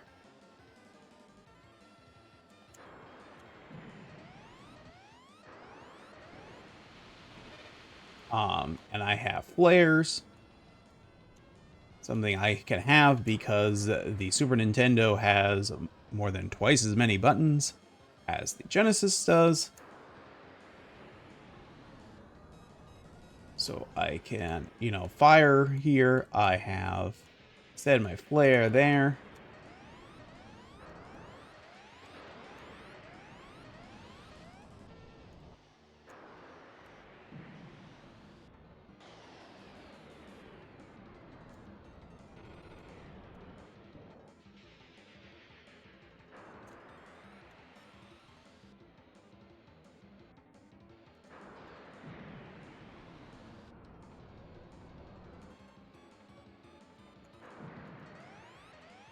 That's not good. Did I run out of that type of missile? I might need to fire my other missile.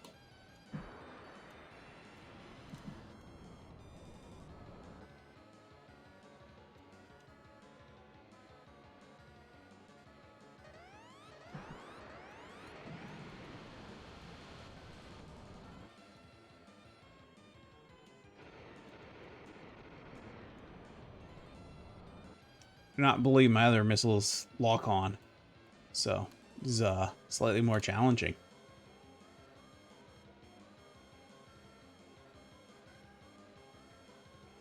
Um, I hopefully I don't have to mention. Hopefully we understand the concept by now. But this is almost certainly using the DSP to calculate the trajectory of the bullets and missiles in 3D space, just like in Mario Kart.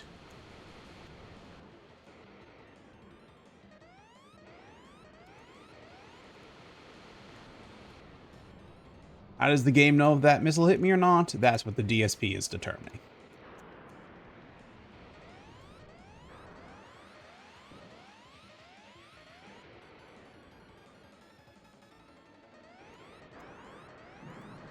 Uh-oh, we've been hit.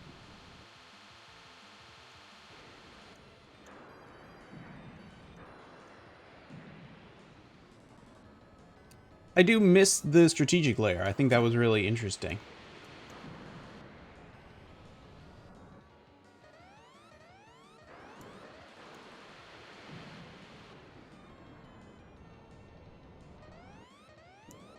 Jeez.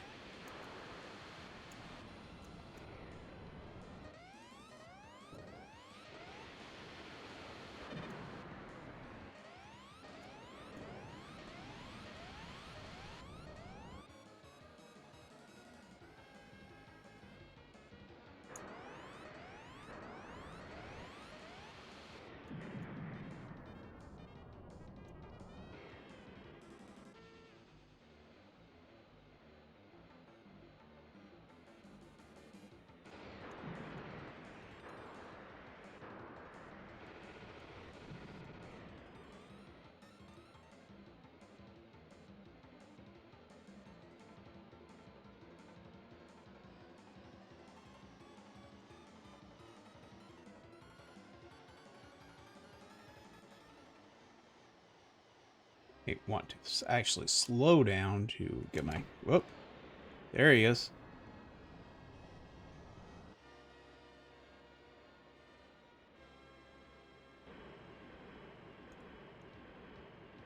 Air brake. Can't get much slower than that. Okay. Let's try doing the opposite and zooming away from him. We can control our speed here using the...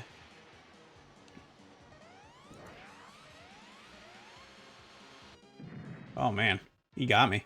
he got me. Using the shoulder button, something the Genesis doesn't have.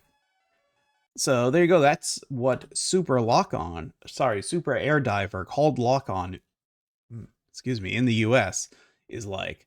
And then in Japan, we got Super Air Diver 2.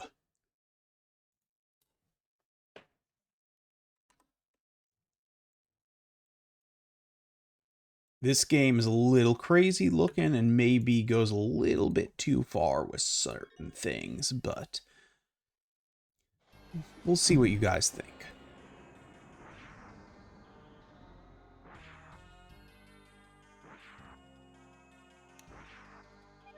We're going to go with easy on this one. Like I said, this is a little bit insane.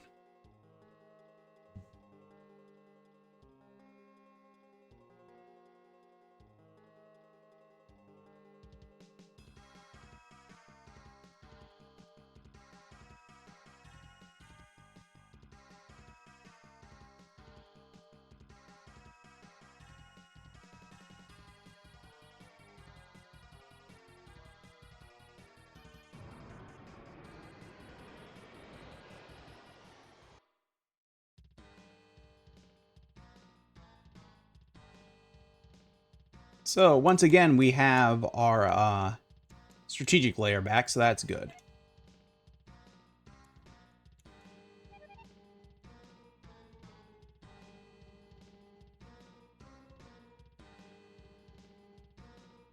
And so by placing my plane over their plane, we will get into a battle when this turn comes to a close, I believe. Yes.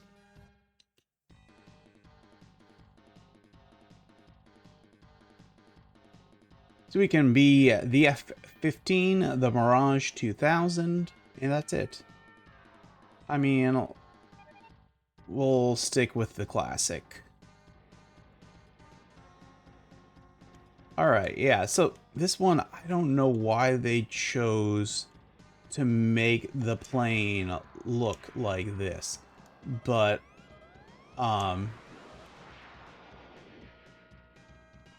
they, for whatever reason, gave this weird color palette so that it's like impossible to see.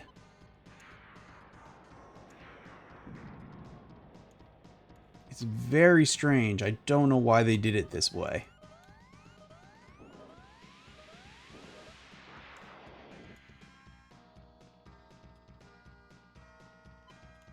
Like, I don't think this looks in any way better than the previous game, and how they did that. I think we're in trouble. I don't know that we're losing altitude, I think, here. If we can maybe slow down to...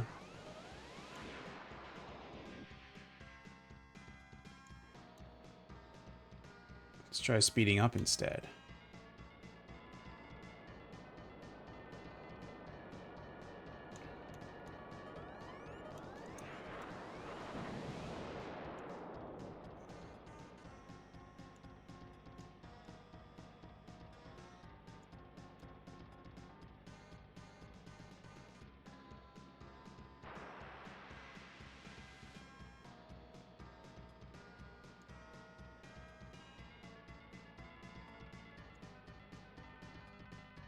I wonder if we have a way to...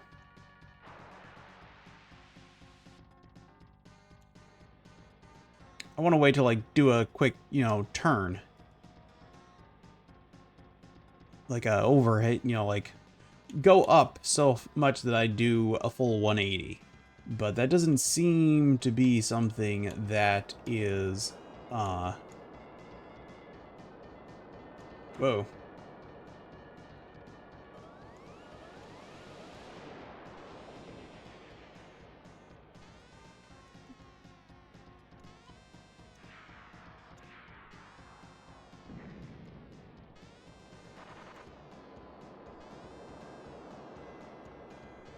Trying to let him pass me so that I can get behind him. I can't even see the guy that, yeah. The colors here are terrible. I don't know why they've done this. But yeah, so you try to take the different objectives. It's actually not that bad of a strategic layer. It's just the colors in the combat make it virtually impossible to play. I wonder if let's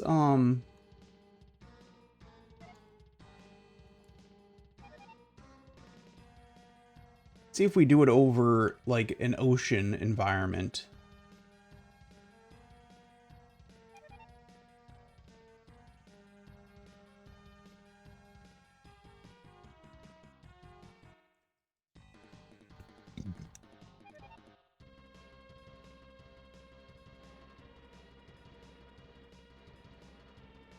Here our plane maybe stands out a little bit more from the background.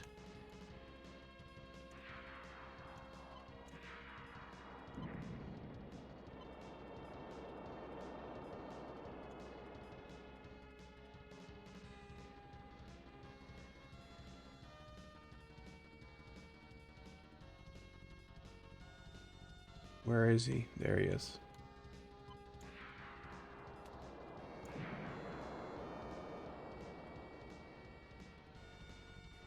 We'll see if my wingman can take him out.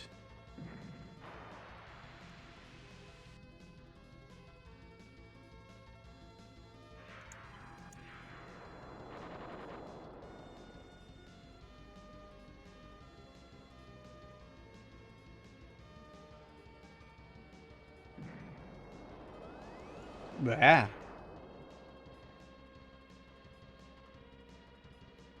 You nearly took me out.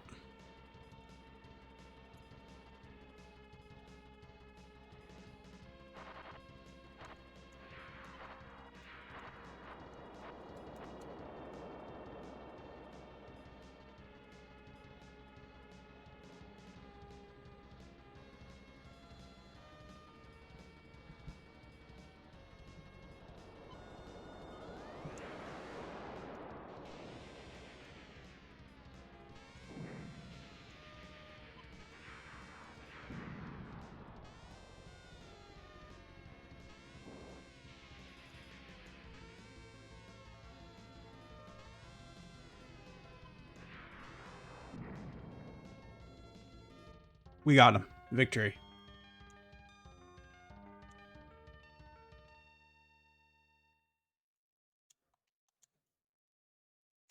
So yeah, you can actually see what you're doing and you're not over land. It's not terrible. But every time I've done a land battle, it just seems like there's no...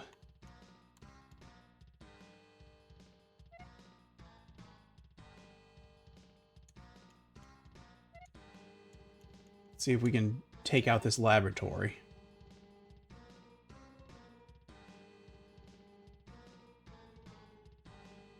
Hmm.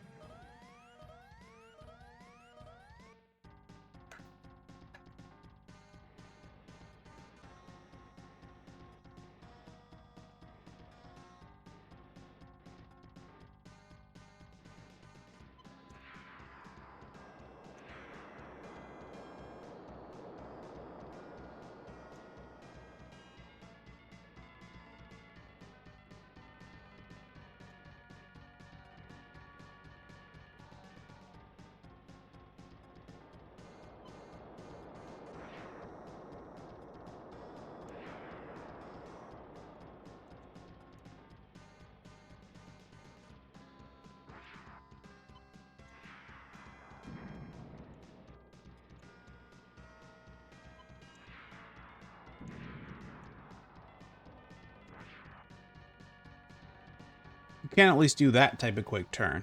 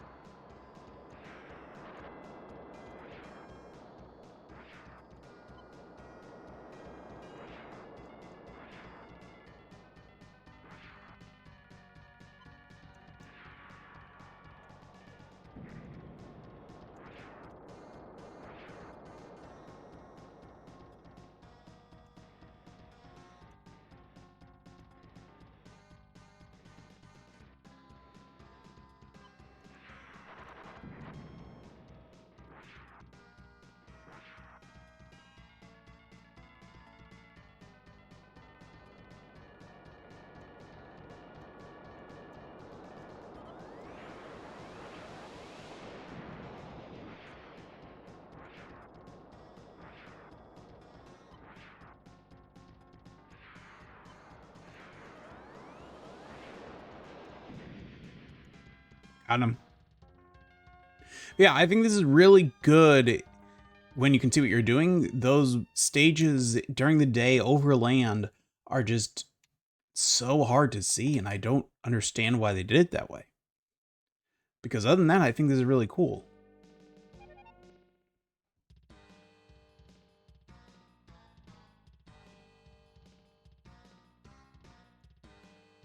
I guess I had to scramble to save my base, so I didn't get to actually perform this attack, huh?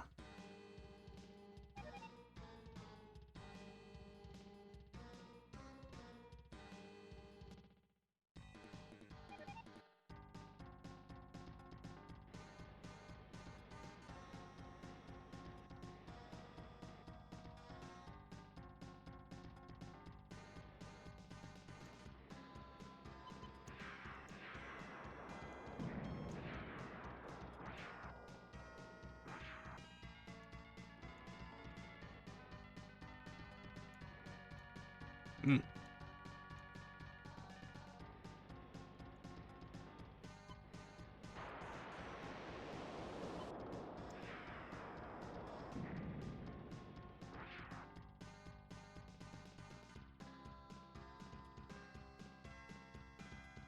Yeah, you just have a lot of control options. Everything runs very smoothly and looks generally really nice.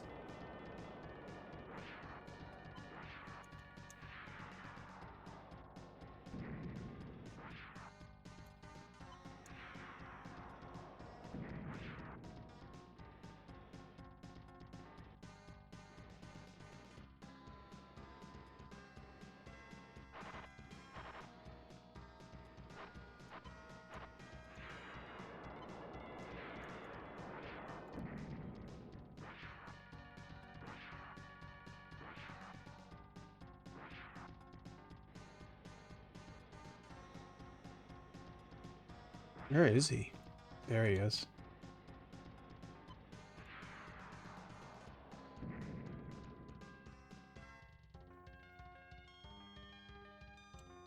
Clearly, I'm having a great deal more success in this game than the others.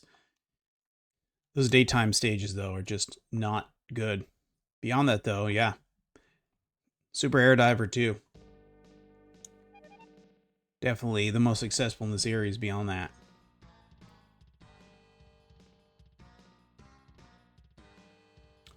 I don't know what FLAHP means. Do I need to go back to headquarters?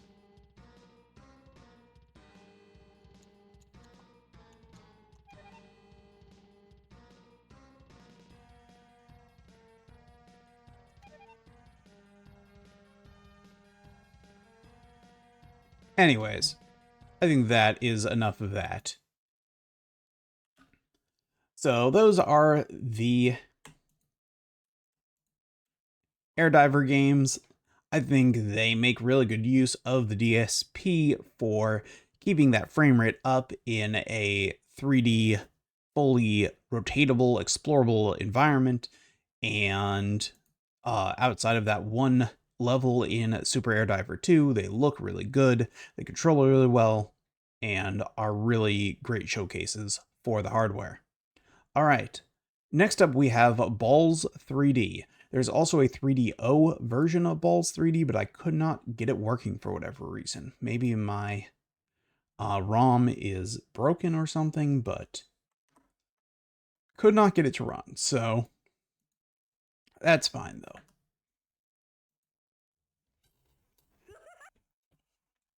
I thought it might be interesting to see what then a fully actual 3D capable system could do after looking at what this terrible so okay, here's Genesis, right? Again, this hardware has no scaling or rotation. Actually, hold on for 1 second. I think I actually have several enhancements on that I will turn off.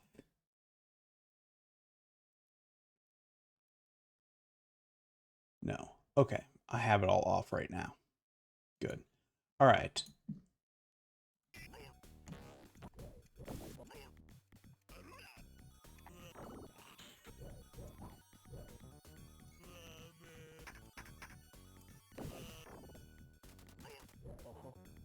So the Genesis, by comparison to the Super Nintendo, has quite a few more layers to work with, but significantly fewer colors. It has no scaling or rotation capabilities, but it can rapidly manipulate sprites and tiles far more quickly than the Super Nintendo can.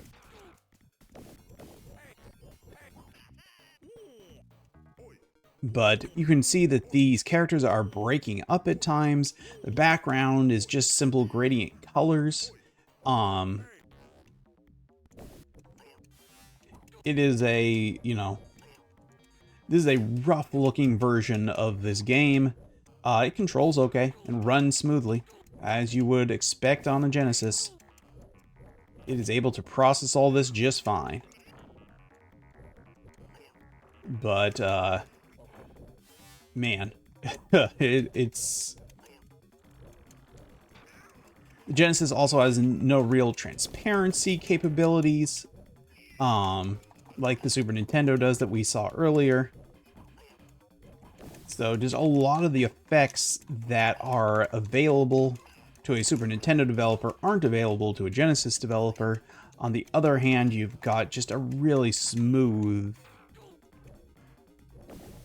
performance, and you've got the ability to really move your graphics around in a way that the Super Nintendo just can't keep up with. Like, it's not necessarily a limitation of the capabilities, just that it would not perform nearly this well. And then you have a lot more layering to work with here.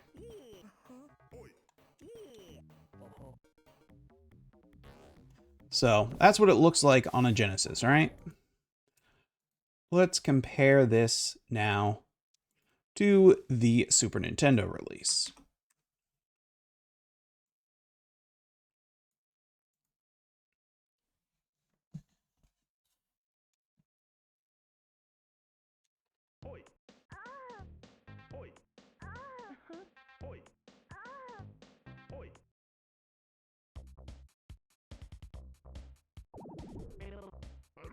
So, immediately, as you can see, so much more color and detail in the different layers here. You're using what looks to be a mode 7 layer for the bottom here, right? So, like, the bottom third of the screen is a mode 7. Oh, man. I'm getting destroyed in this one, though. And then you've got a mode 1 action going on for the top. You have that TV is now transparent here. You can see through that layer. So that might actually be using mode 5 or what have you. You don't need to be dithering all the colors on the character sprites because you have enough colors to work with here to show that. But, and this is a very key but, the whole thing feels like it's running more slowly, less smoothly. I don't have as much direct control here as I did in the Genesis version. So, well, this version I think looks way better in almost every way. I don't know that it actually plays better. And therein lies the rub sometimes. Obviously, it's using the DSP to perform some of the mathematical calculations likely related to how the characters are being drawn, would be my guess. It also could be using it to help with determining the AI determining its routines, but my guess is that it is primarily being used for drawing the characters. As I said, the Sega ones, you could see they were breaking up. They weren't accurately doing their stretching and movement like they should be, and here they are, more or less doing that. It's actually interesting. I wonder if they are a mode 7 graphic. That would be my guess of how they're doing this. Let's actually pause just for a moment and kill the sprite layer and see what they're actually doing with sprites. Okay, no, they are doing it with sprites. Interesting.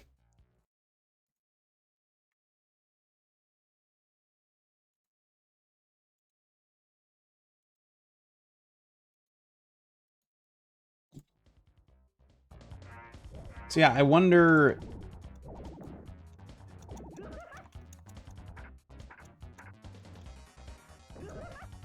I have to imagine that the DSP then is, yeah, being used for this sprite manipulation, because this is a lot of sprite movement for a Super Nintendo.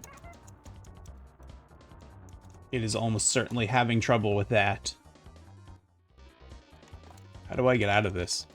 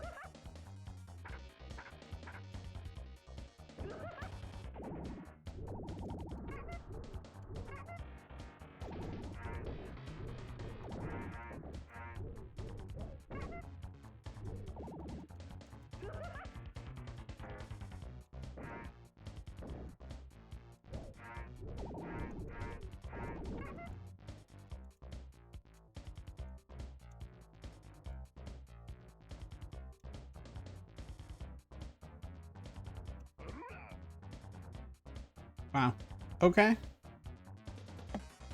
I've been beaten. But there you go. That's Balls 3D. Like I said, I think that is a great example of showing the strengths of each platform, just how smooth moving the Genesis version was, but just how much more visual detail you got in the Super Nintendo version. Just how many more effects were on display there is just, you know, barely looks like the same generation, but that Genesis version sure is smooth. All right. Our last two games are both one-offs. We've got Top Gear 3000 and we've got Battle Racers. Top Gear 3000 using, I don't remember if it's the DSP 2 or 3. It is one of the other, it is one of the, using one of the revisions of the DSP because it is doing a very specific thing here that you will see in a moment.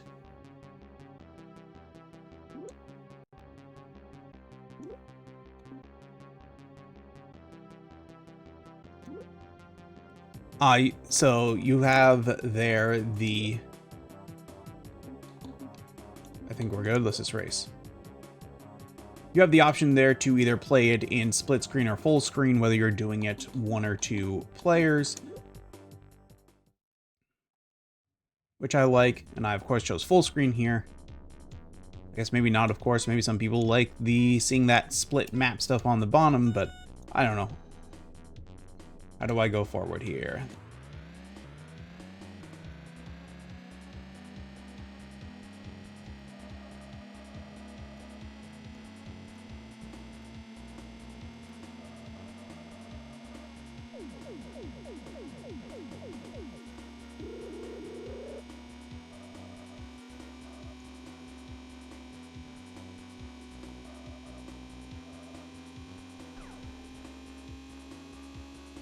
So we're probably not going to see it in this race. I'll point out it when we get to, we'll have to do a couple of races probably to get to the part that uses the DSP, but it is done when there's a split in the road to display both of the road textures correctly. It probably is doing some other things, you know, helping with the AI as usual, but that's the main visual moment. It is making very heavy use of it.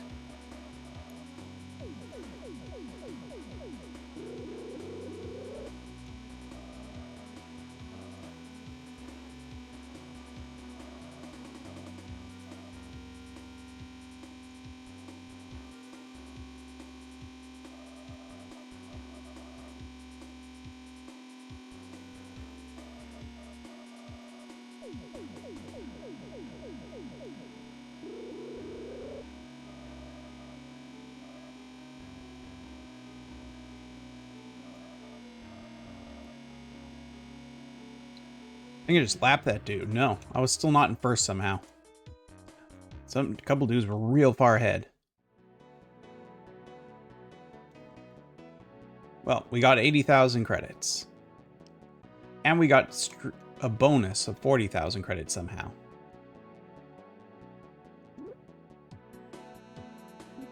Well, let's see what our costs are here. Engine 1 is what we have, I assume. It's 50,000 credits. We don't have enough for that. Okay. How do we go back? Ah, there we go. How much do better tires cost me? There we go, I can afford that. Alright, better tires got.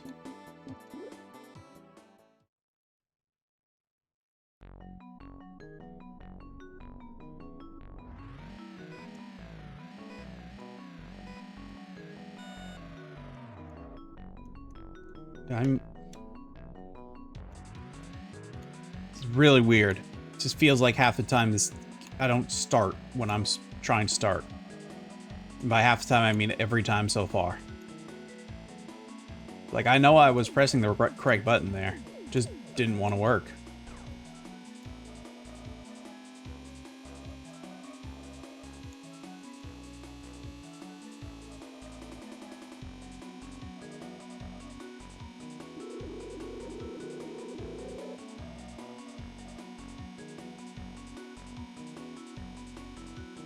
These AI are pretty dumb if they are using a DSP to help them. They don't seem to be, doing any sort of like blocking or anything. They just seem to be following their line and just letting me pass them.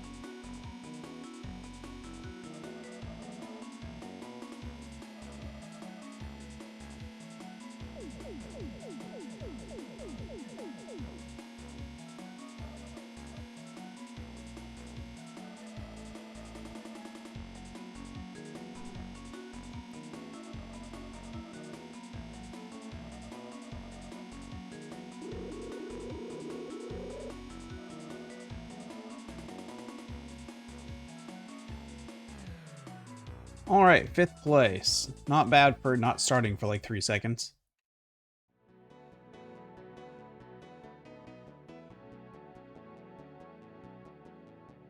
And I got secret bonus D. I don't know what that is, but I got it. I'm in 2nd place.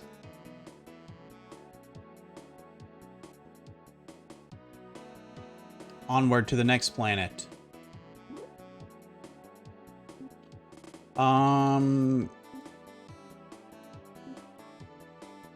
Well, damn it. Okay. I can get better armor. Let's see what boost. Nope. You know what? Let's save our money and get a better engine next time.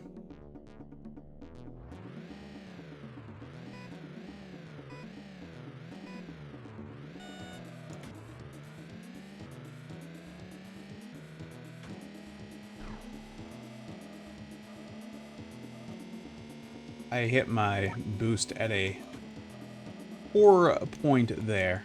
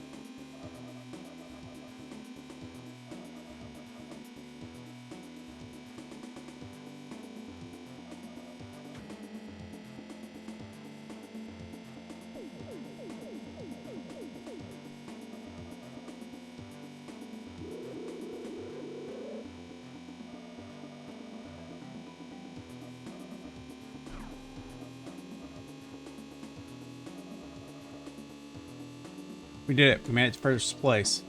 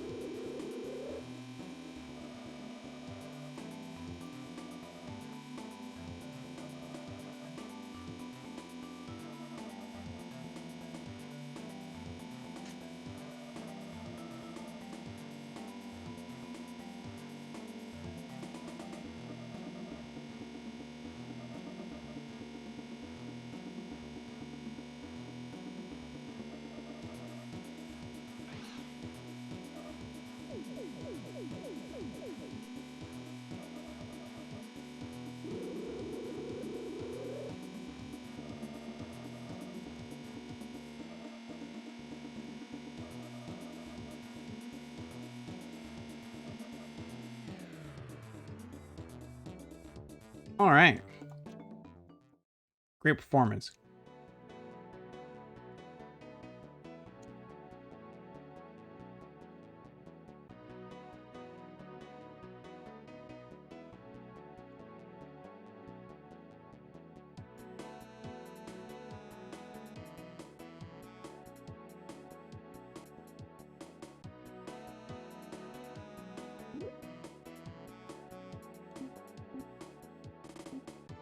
Okay. We finally get a better engine.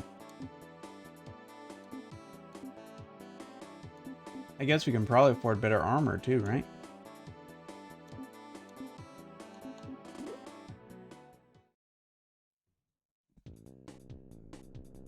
Okay, we're gonna do one more race here.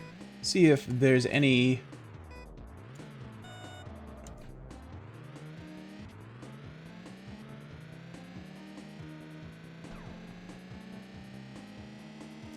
interesting elements in this road. Obviously, we have different heights and we had jumps there. Those are all things the DSP are going to help calculate. Don't think we've gotten any of the more split up roads, though. That is the specialty of this specific iteration, unfortunately.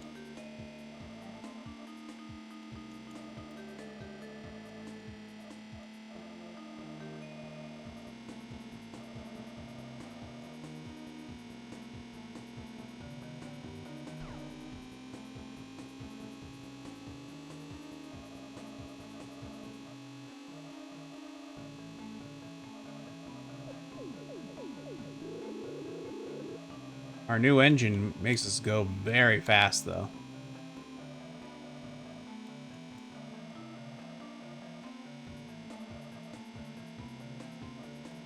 I really like this game. It reminds me of a lot of the early racing arcade games. You're just zooming really fast trying to keep from crashing.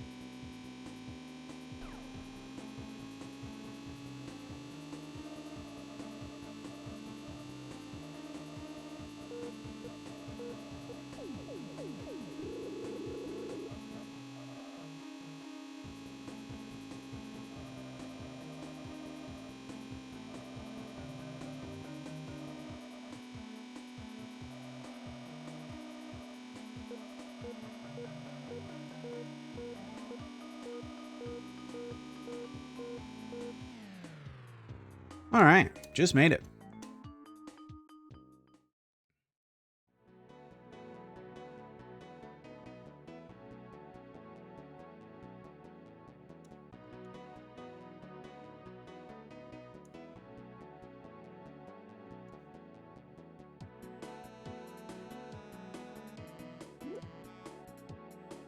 I'm just gonna see if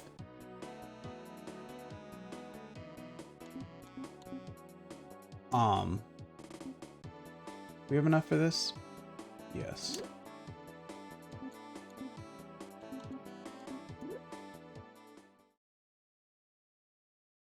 Let's see what this racetrack looks like. We will probably not do the whole race. Go. It's such a strange issue with the start. It's like the only real problem with this.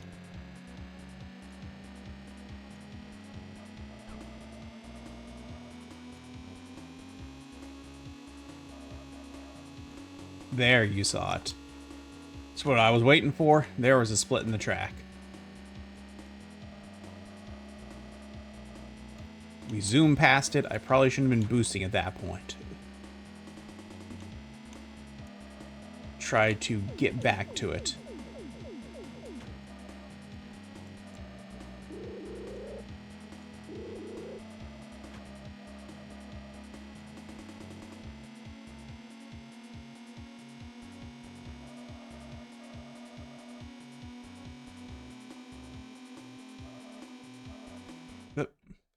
Well, you saw it for maybe a second there, right? That you could have gone left or right there. Drawing both those has always been a challenge.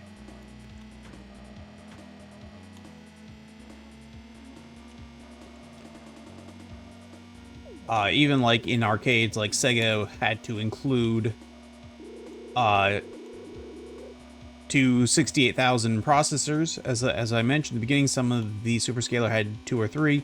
And that was included for the first time in Outrun to draw the splitting tracks. That is what you see there. Okay, you can see there's 2 tracks here now. Right, so that was done using a whole second processor to draw that second track, and drawing the multi-leveled, like the different depth, right, going up and down here. Also extremely difficult with a single processor. So in both that case and the case where we're seeing the track split, those are cases where the DSP is being used to assist in the mathematics there.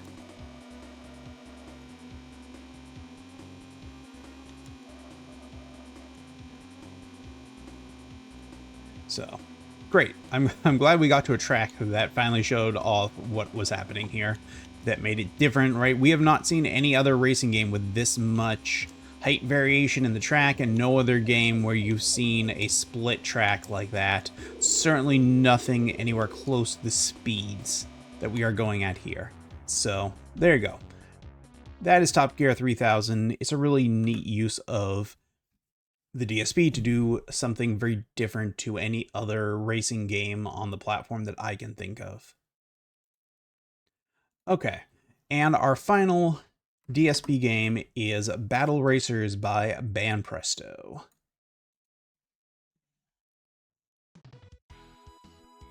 Let's switch this over here, and we'll see.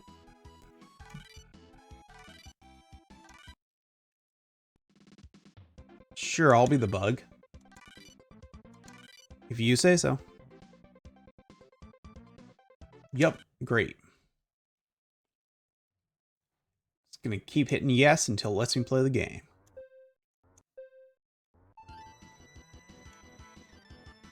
Alright.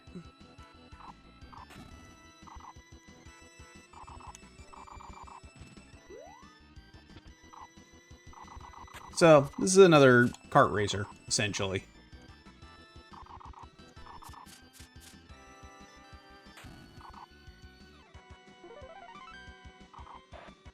You know, you're not actually in a kart here, and I'm not really sure what the power-ups are doing in this case, to be honest. Like, clearly I have one, but God, if I could tell you what it did for me there. Maybe glow, but that's the extent of what I saw.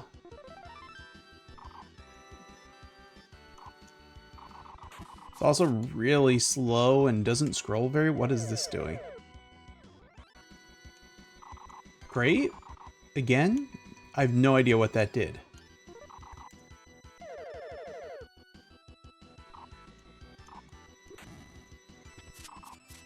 It's like a significantly worse version of Mario Kart. Like, it doesn't perform as well. The power-ups, I can't tell you for the life of me what they're doing. The Mode 7 doesn't smoothly rotate like it does in, like, every other Mode 7 game we've played. It's really weird. Let's look at one more track and see how that goes.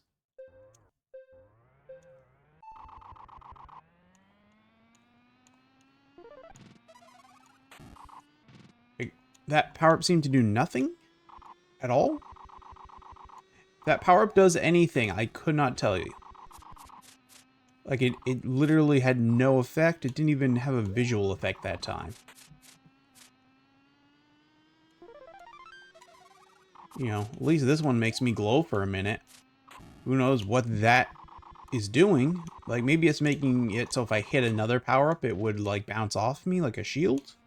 Who knows? It's one of those things that is almost certainly much clearer if I spoke Japanese. I'm sure it would explain. See what this one... Whoa, no. I fell off. Okay, that was a boost.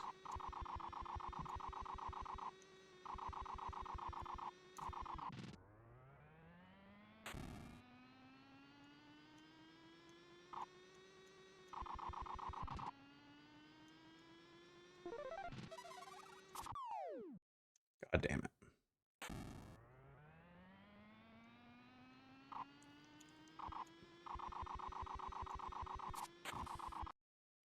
I have been killed. I'm dead. Alright. Well, I think that's all we need to see of that. Okay. So that's the DSP chip. As I said, there are 4 iterations. We saw iteration, I believe, 4 back at the beginning with Dungeon Master. This was iteration 3, I believe. Iteration 2, I believe, actually was just for more shogi games, so I don't think I included it. All right. So we are going to be looking at the 2 remaining large chips that are used in numerous games in part 2. So that's the Super Accelerator 1 here and the Super FX. So both of those will be next time. The remaining chips, there's only 1 or 2 games to look at. Some we're not even going to look really very much at them. So, let's start with this one-off, which is the ST series of chips by SATA Corporation. These are AI enhancement chips used almost exclusively in shogi games and also in this F1 game.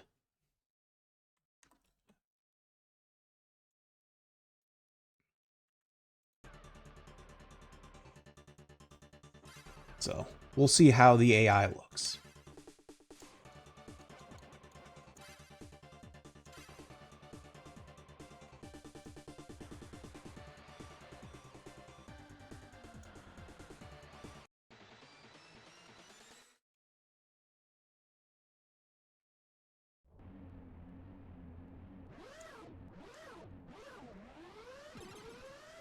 I gotta say, this car certainly don't look much like an F1 car.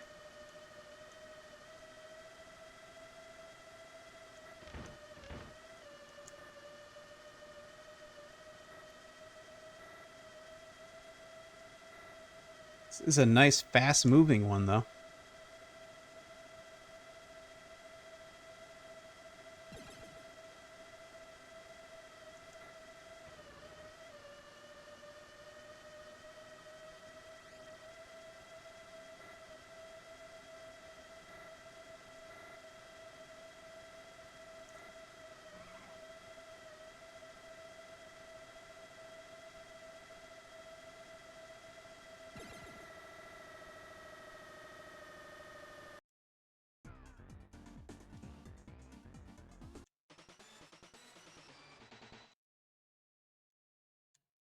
See if it keeps up this speed when there are a whole bunch of opponents.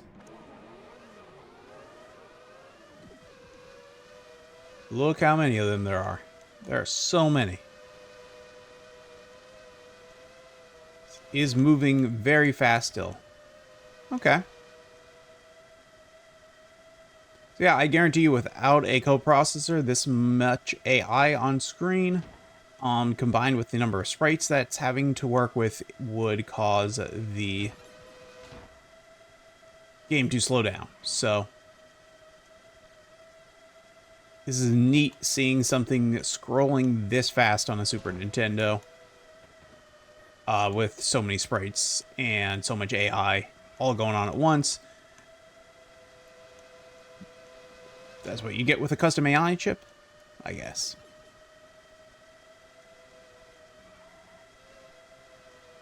Obviously, the visuals here are incredibly basic. You know, I might even say this is as basic as F-Zero visually, but it is running super fast and is super smooth and plays super well. So, I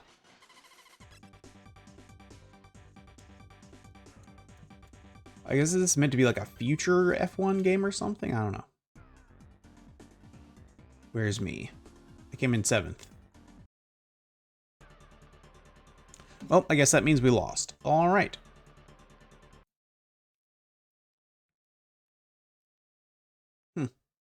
Okay. Yeah, that's a cool game. And that's Sega's enhancement chip. They made that themselves. So it wasn't a Nintendo one they licensed. They designed it. All right.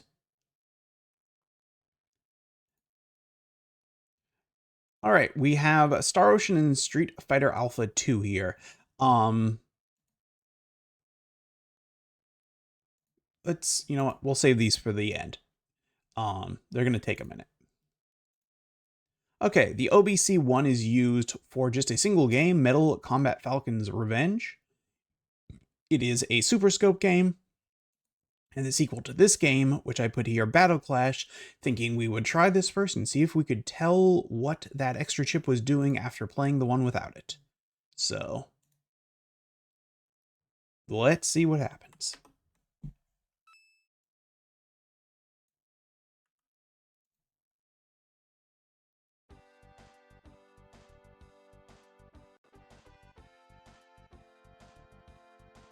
We need to tell it we're using the... Nope, not port 1, port 2. Super Scope.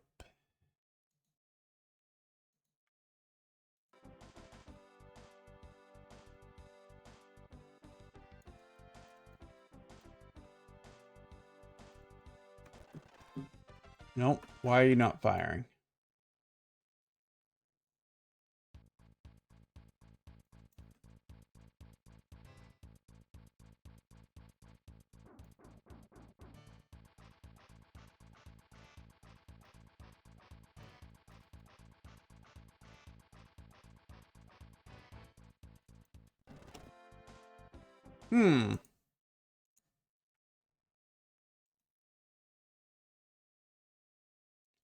Light gun. Mode, light gun.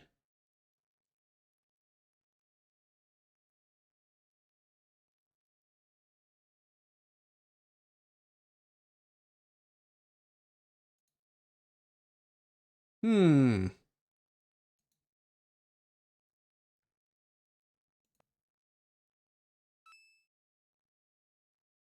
Let's restart it and see if that fixes it. We are firing.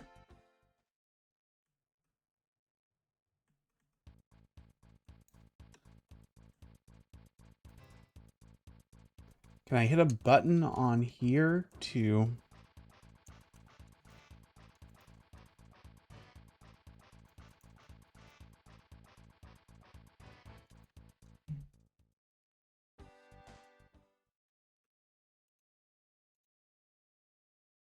Hmm.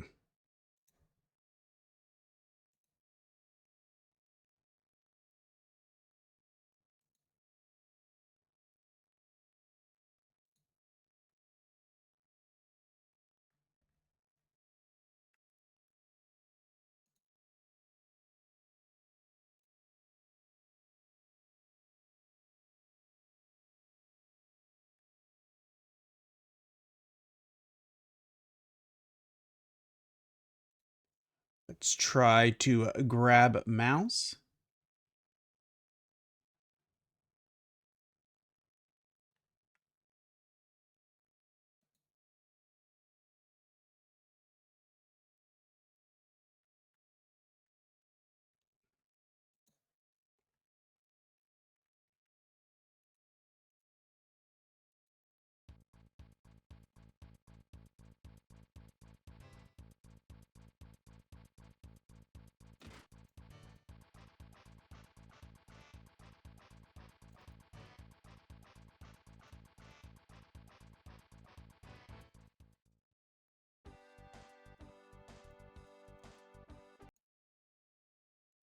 Start.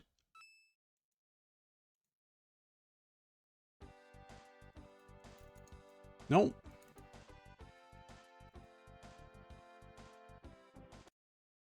Interesting. Let's try this other version I have and see if it works.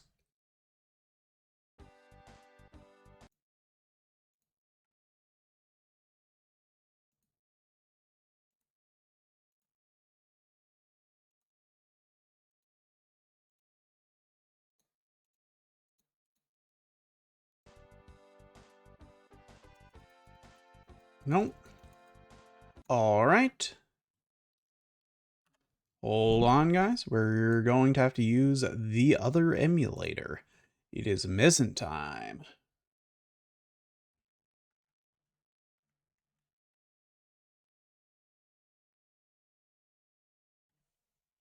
Hold on a moment.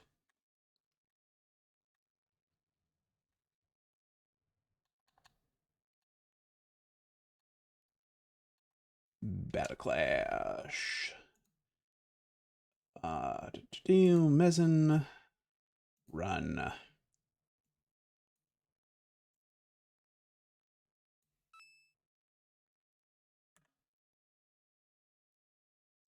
Cool. Options. Need to do anything here. Doesn't look like it.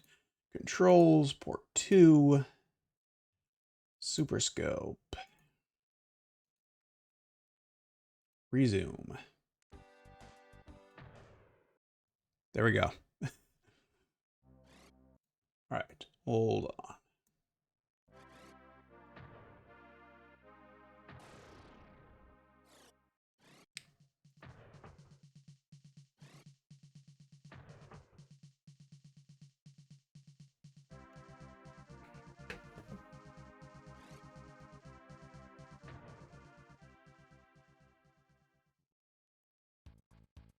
All right. Hopefully you guys, yes, can still see my mouse. You can see where I'm aiming, even without the crosshair.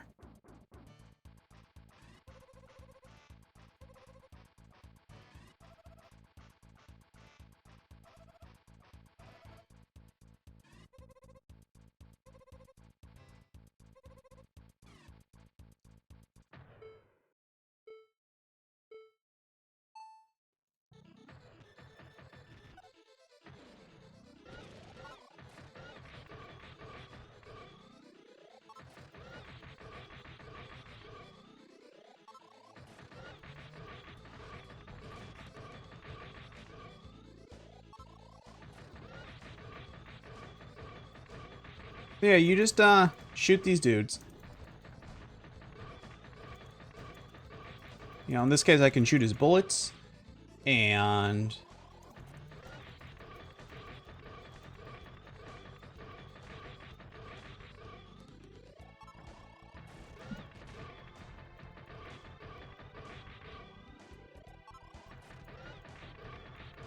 you know, that center point there is the weak spot on this guy.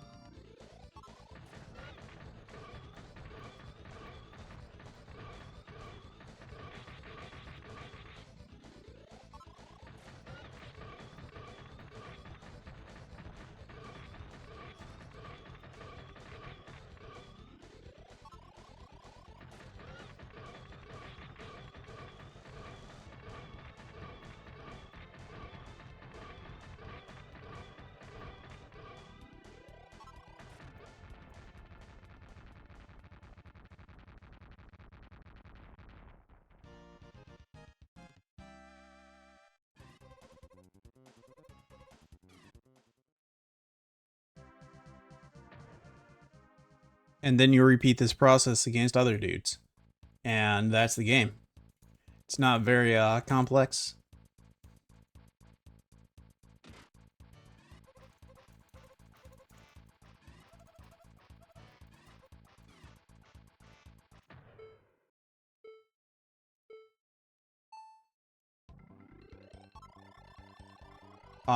In this one I have a bomb also that I can use.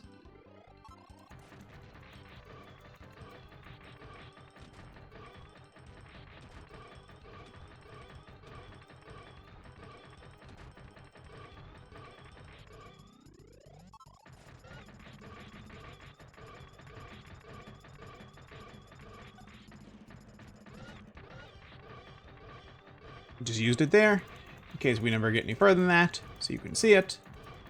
Normally you'd want to save it for a better time than that.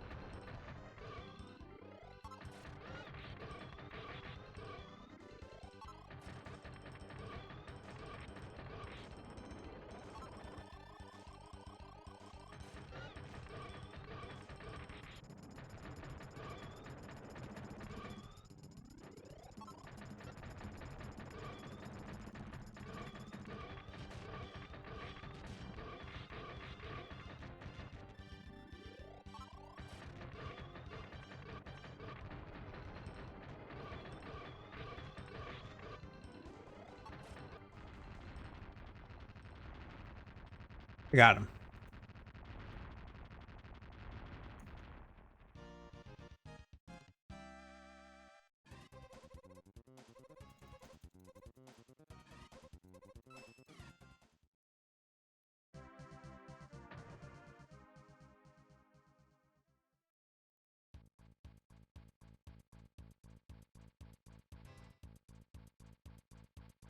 Right, and then we continue. Okay.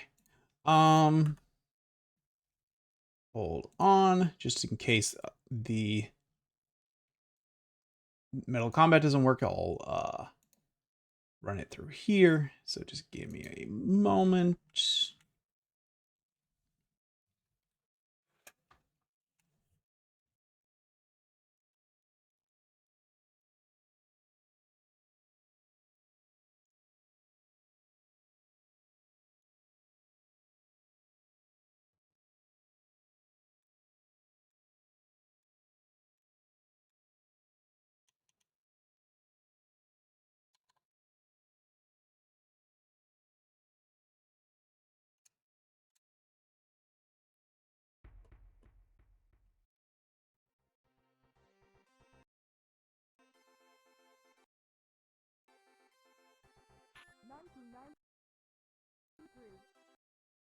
Nintendo presents. All right. Let's see if we can tell what has changed in this sequel outside of voiceover.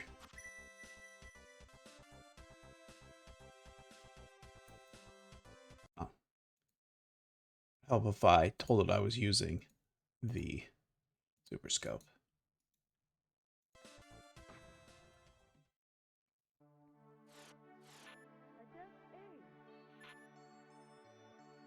Where's the bullseye?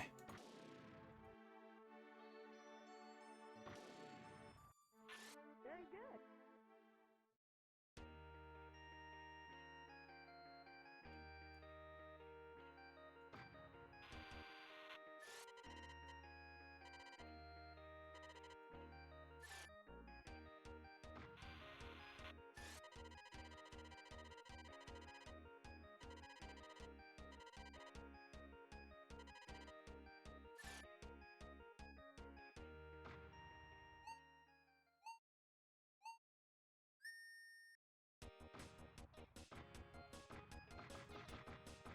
This is clearly not looking right. Hold on.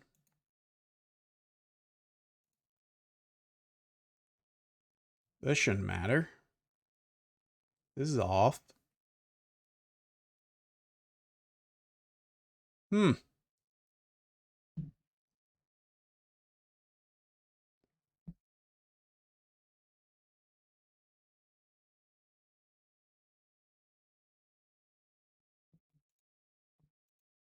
Just in case that is having an effect on anything.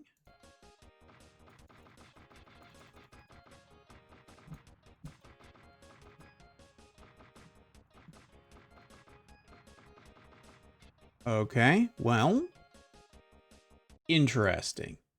Let's try.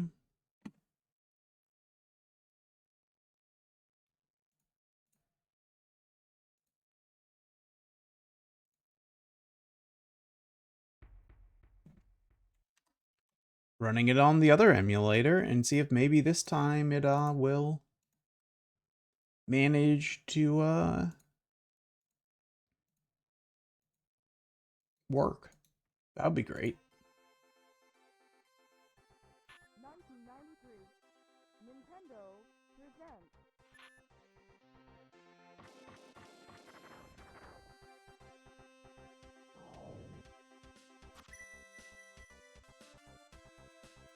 Nope.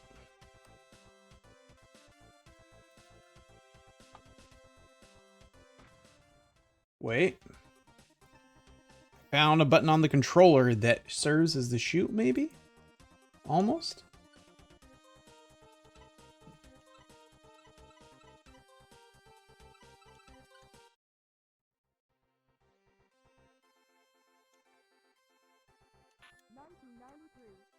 Nintendo presents.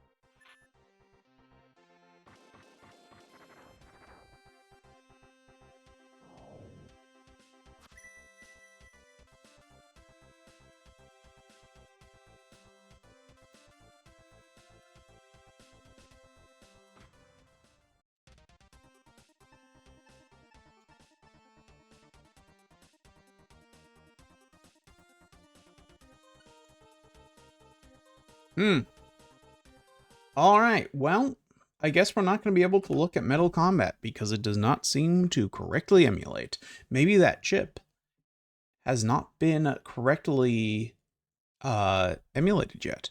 That is very much a possibility. There is one other emulator I have for Super Nintendo. Hold on. Let's see if I can.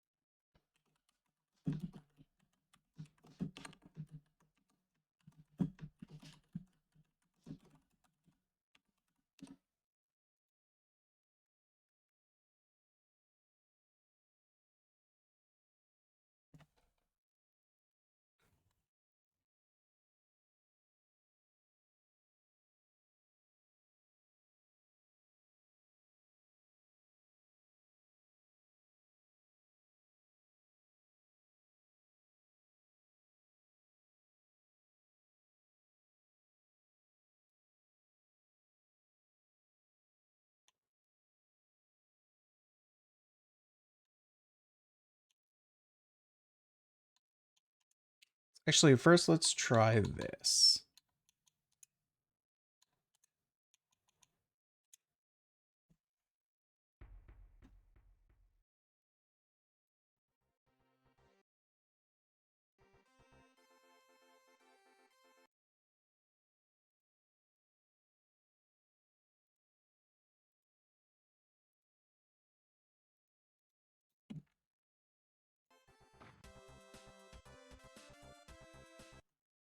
Okay, let's see if this is using Messen again, but I used the alternate ROM I had. Oh, this actually does look right now. Now we can actually see the target. Okay, great.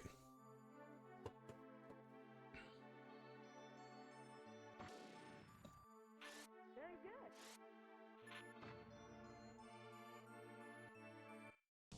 Okay, cool. As long as you guys are seeing everything, it looks like we have overcome whatever our issue was.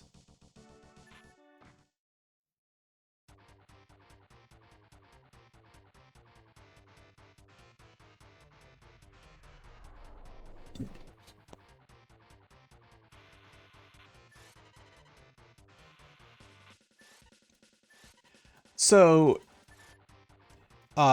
this is some sort of object manipulation processor, the OBC. But I could not tell you exactly what this one does. Again, this is the only game that uses it, and there's not a lot of information on what it's doing exactly. But it looks like, from what we just saw there, that it is doing sprite rotation.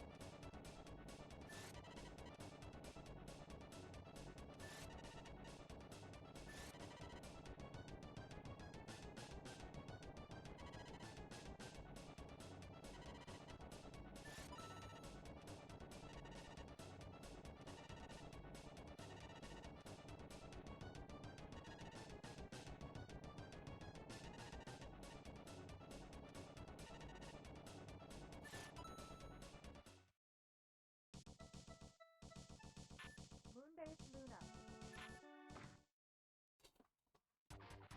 All right.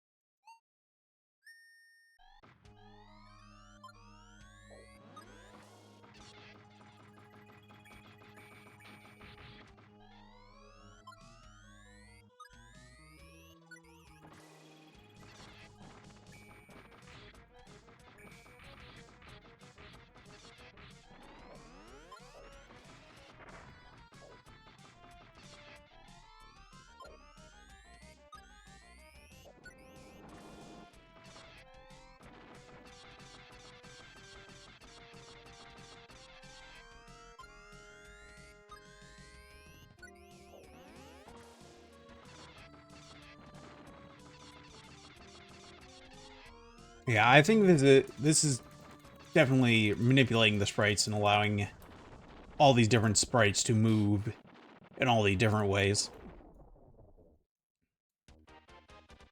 Right, these enemies are made up of a ton of sprites with a lot of movement and detail that you would not normally see on a Super Nintendo, so they definitely look a lot more detailed and have a lot more components than in the first game, so that's neat.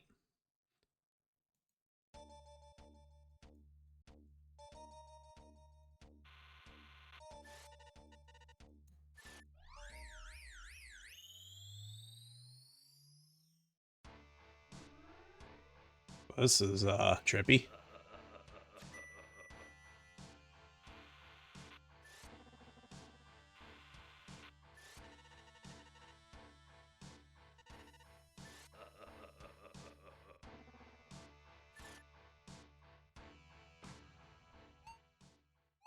Jesus, look at this background.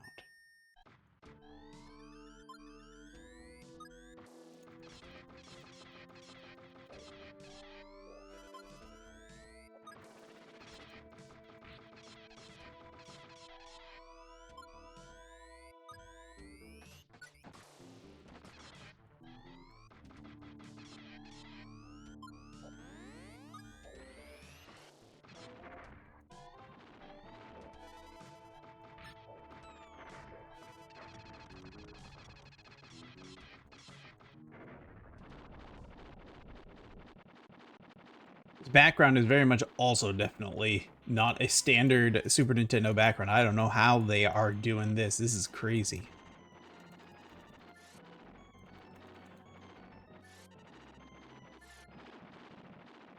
There's so many layers going on there and so much modulation that might be done using the line scrolling manipulation, but yeah, it's a really cool effect.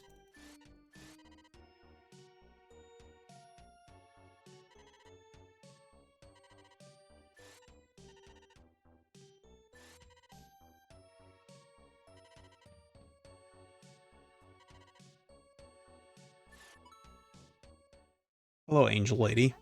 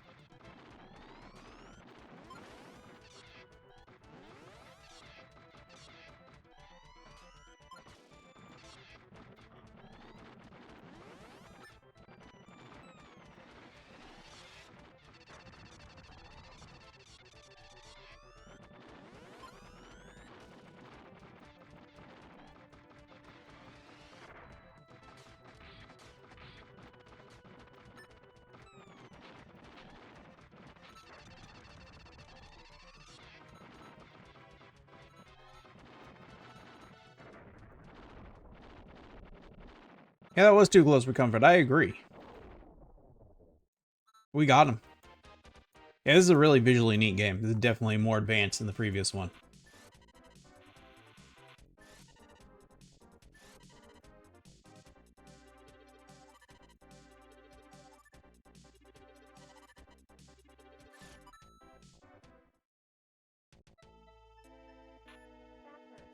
All right.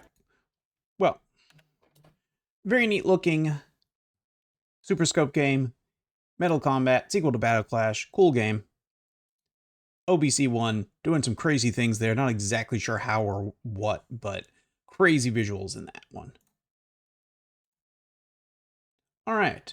Gives us 2 left, and you might notice a distinct presence of Capcom here. So, the CX4 is a processor designed for Capcom that manipulates wireframes, among other things.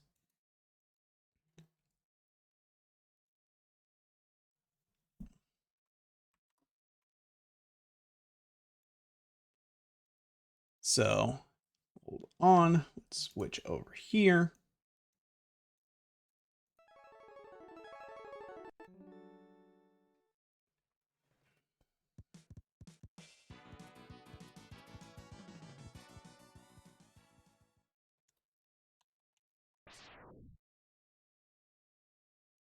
Trying to remember when we see the first wireframe. I think we have to get to the base and then we can see it, I'm pretty sure, hopefully.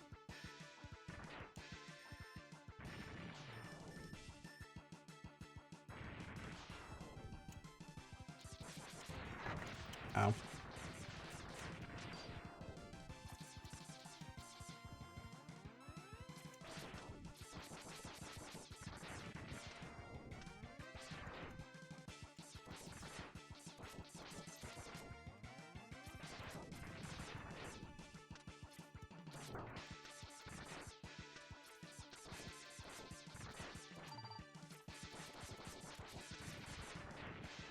So in addition to the wireframe effects, this processor has, you know, a bunch of standard like mathematics capabilities that is allowing it to help do a ton of the effects here.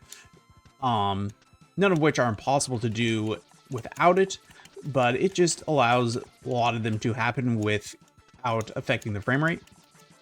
The wireframe is the only thing that I know that the Super Nintendo cannot do on its own. But these effects that we'll see as we go on here are all very advanced for a Super Nintendo regardless.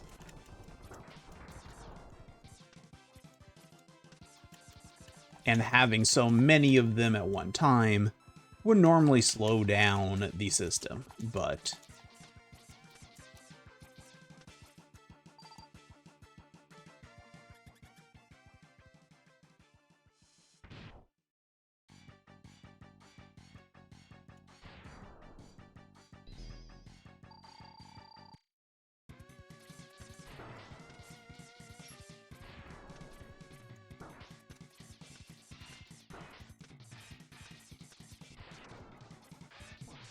I don't even remember if you're supposed to kill this guy or if you are supposed to lose here. I think you can kill him, though. I mean, you definitely can, but whether I can is a different question. But yeah, this whole thing is being done using the CX4. This giant creature that is turning like this is not possible using base hardware. This is not something you can do with Mode 7, mind you, because, as you can see, we have a background layer and a foreground layer.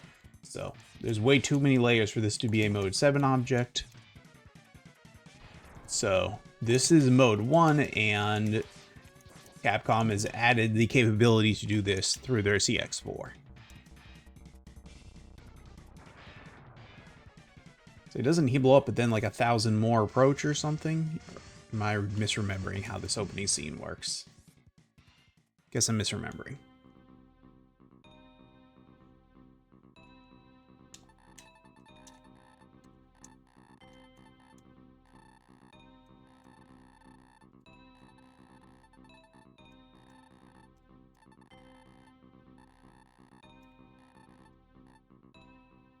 We'll just skip the story. Let me tell you about the story. There's a bunch of robot masters, and I need to kill them. And when I do that, I'll fight a boss who is secretly just the same boss from every Mega Man X.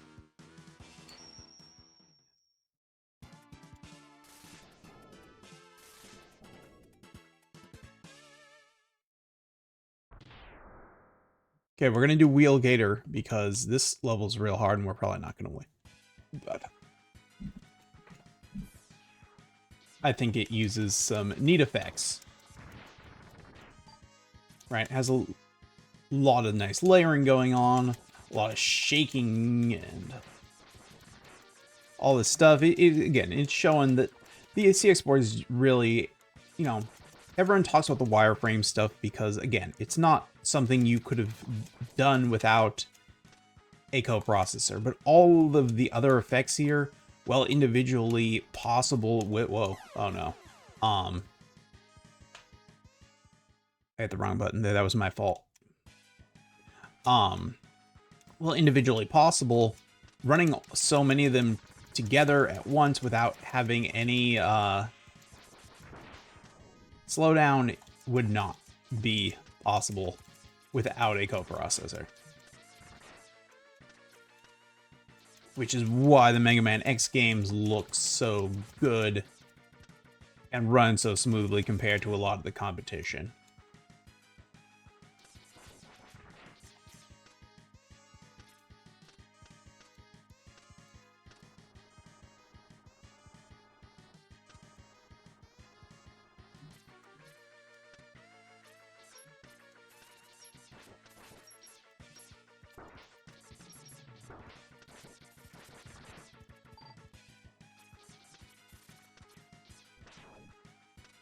And no.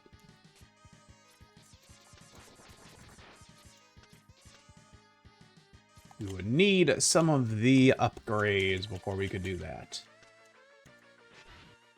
And I feel like there's a way to do it if you try hard enough now that I think about it, but why did I do that? Should have kept that. This was just silly of me. I've done something silly.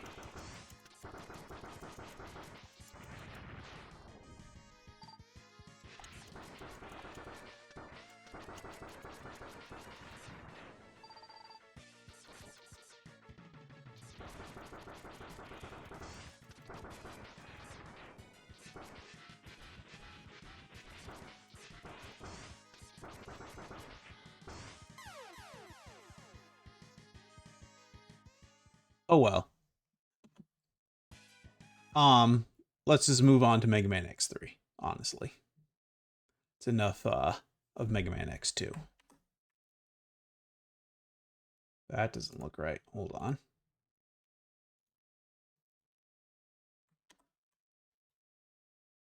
That looks better. Oops, mouse. This one, the one with Mega Man wireframe on the title screen, no. That would just make it too easy for us to be able to see what this is.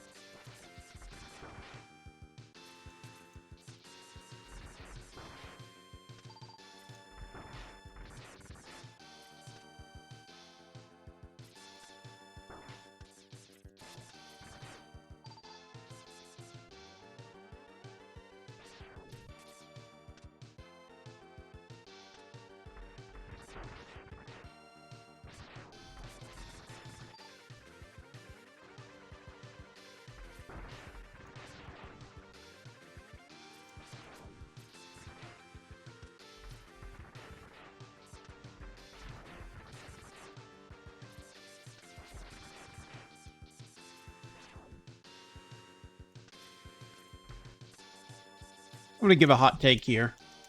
Maybe, I don't know, maybe this is not as hot as I think, but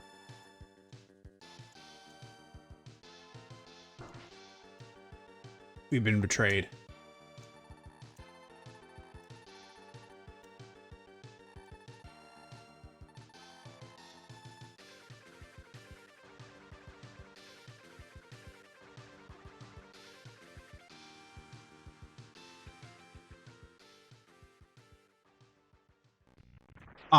My hot take is that I like Mega Man X as a series a lot more than the original. I know.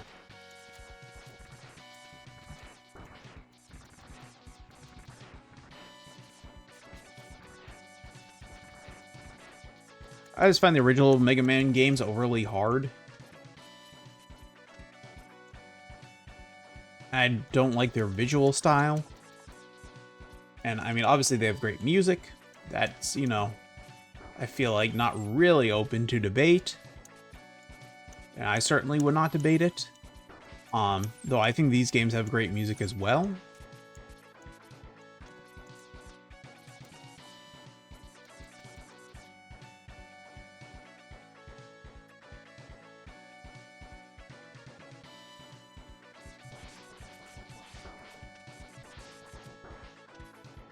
Do I not have my sword?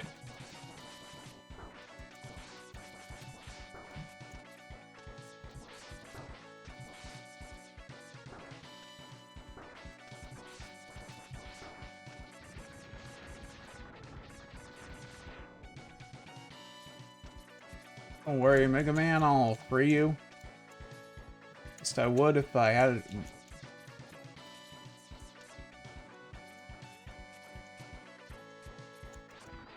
There we go. Success.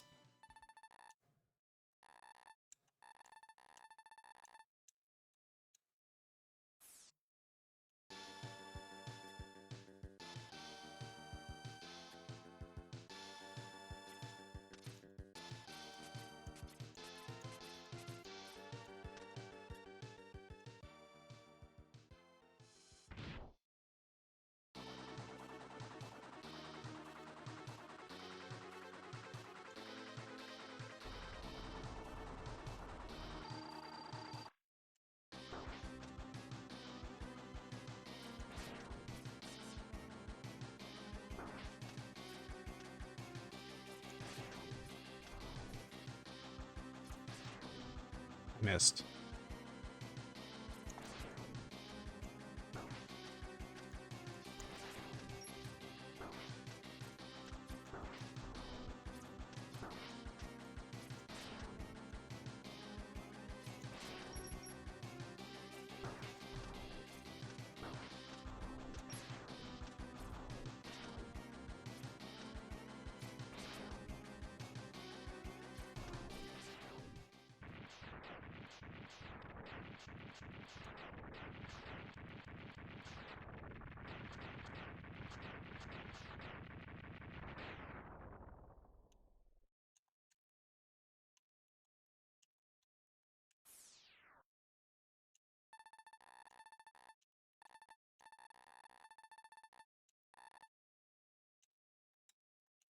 Goodbye, Zero.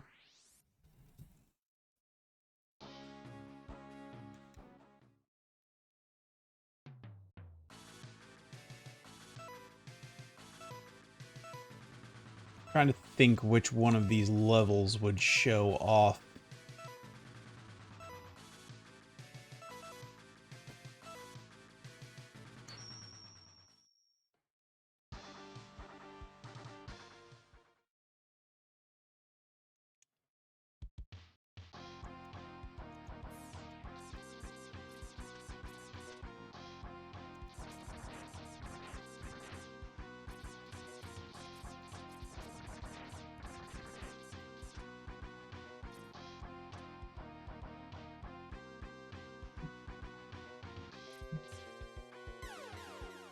Well, great. Going great already. We're gonna get through the whole thing without seeing a single wireframe, I know it. But I promise you, in these games, there are enemies made of wireframes.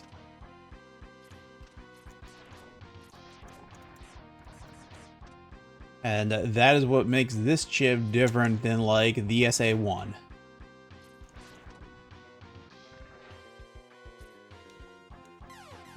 Whatever. We're gonna move on.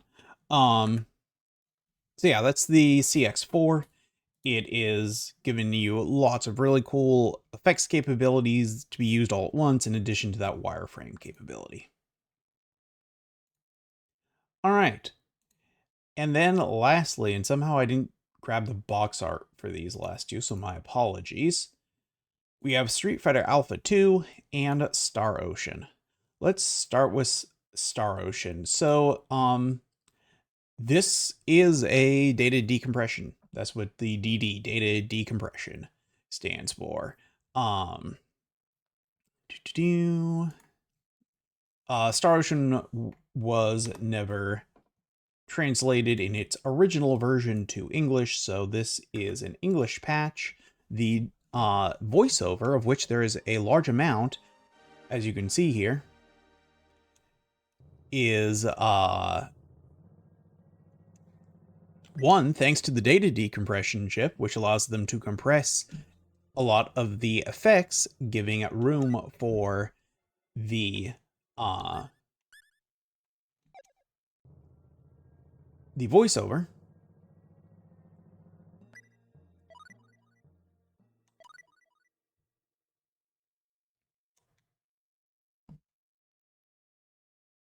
And I believe we will see that right away. If not... Okay, am I just still hitting the wrong button? What do they want to as the forward play button? No. Okay, we're good.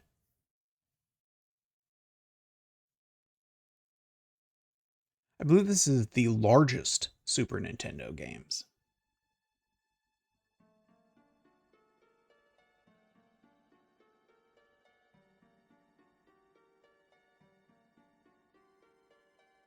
Captain's log, Stardate 346. Our ship has completed its mission of deep space investigation right on schedule. Now we're headed home. Would you like some coffee, Captain? Yes, I'd like that. Thank you.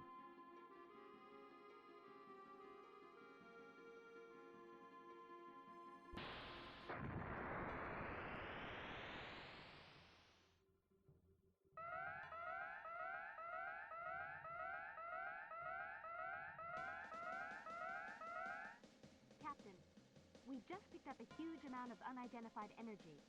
Where? Mark 301.209 in Sector Gamma. Resonant intersection? Get it on the screen. An enormous shockwave is approaching. Shield the ship.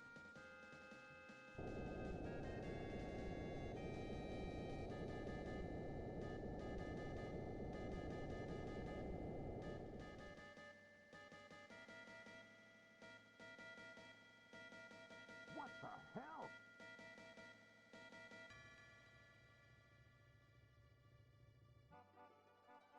Stardate 346. Now, through an unknown force, a totally new age is about to begin. Is it God's will or the irony of fate? And still, mankind makes its way where no one has gone before. If you can't tell, Is a star ocean. this series is very, very, very heavily inspired by Star Trek.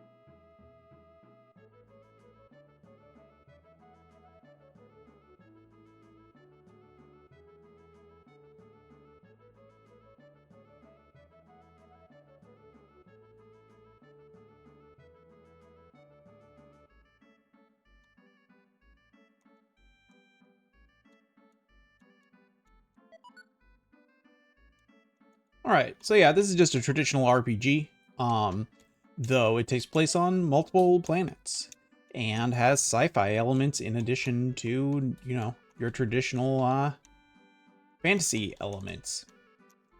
And it's really, really cool.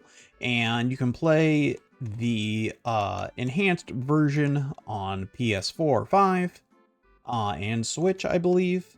And the sequel is also just been remade in one of the Square Enix's HD remake things, and it looks really amazing.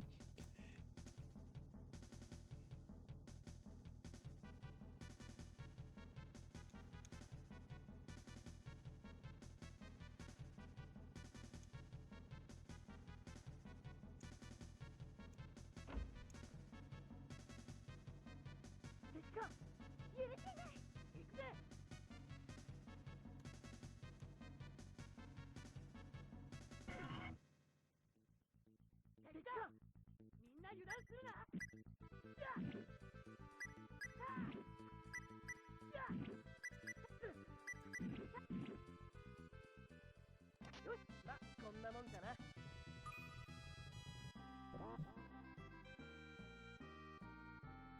But yeah, so like I said, the main noteworthy thing there is they use heavily compressed art to be able to fit in all that voice acting, and it's still, like I said, I believe the largest Super Nintendo game out there. Street Fighter Alpha 2 uses it slightly differently. Well, uses the same thing, but for a different reason. Let's put it that way.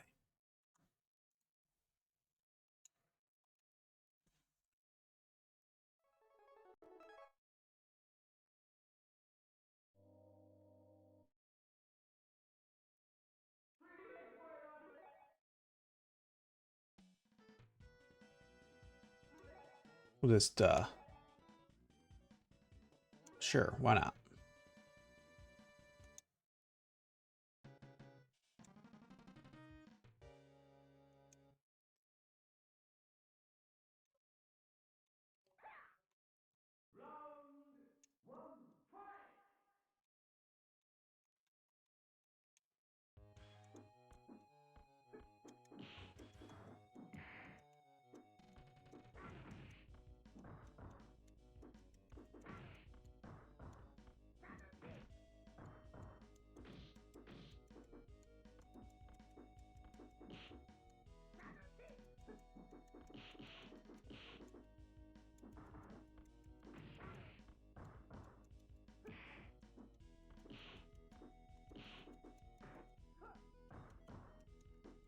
So what this game is using its decompression system for is allowing it to have these incredibly high quality artwork and all these frames of animation and have it all fit on a Super Nintendo cart. And so outside, they made some cuts from the arcade, but to get this much high quality art and animation in a game, you normally would not be able to do this on a Super Nintendo. It just wouldn't fit. So here, this is making stuff look a lot better, not beat by enhancing the rendering capabilities, but by making it so it just all fits. But that's not good.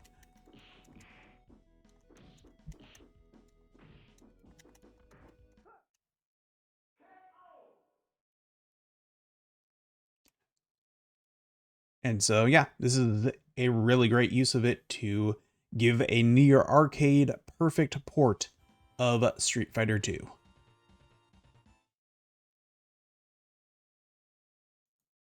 Alpha 2, sorry, not normal 2. Okay. And that will do it for today. Those are almost all of the Super Nintendo's enhancements chips. The main remaining two, though, are two of the most heavily used one. The SA1 is actually the most used one, but as I said at the start, it was primarily used for shogi and golf games only released in Japan, and so we don't have any of those to look at. But we do have the 10 games that it was used for that were not shogi or golf games. Mind you, some of the golf games were released in the US. I just don't want to play a golf game, so we're just going to skip those. So we'll be looking at this and the various things it could do tomorrow, alongside the most famous of the enhancements chips and the 9 games released for it, the Super FX chip. So we will be back tomorrow with those. I hope everyone learned a bit about the Super Nintendo and its various enhancement chips and what made it a very unique and distinct thing from other platforms at the time. And we'll continue learning tomorrow. We have, like I said, the two most advanced and two most widely used outside of the DSP line chips to look at tomorrow. And there's some damn good games here too. And some really interesting stuff. So we will be looking at that tomorrow. I hope everyone enjoys their evening. If you are watching this on YouTube, make sure to like the video and subscribe. And if you have any questions, make sure you leave those in the comments. I will try to answer those when I can. And if you are watching this live on Twitch, then thank you for joining us tonight. We'll be back tomorrow with more. And that will do it for tonight. Thank you everyone so much for joining me, and we'll see you tomorrow. Have a good one.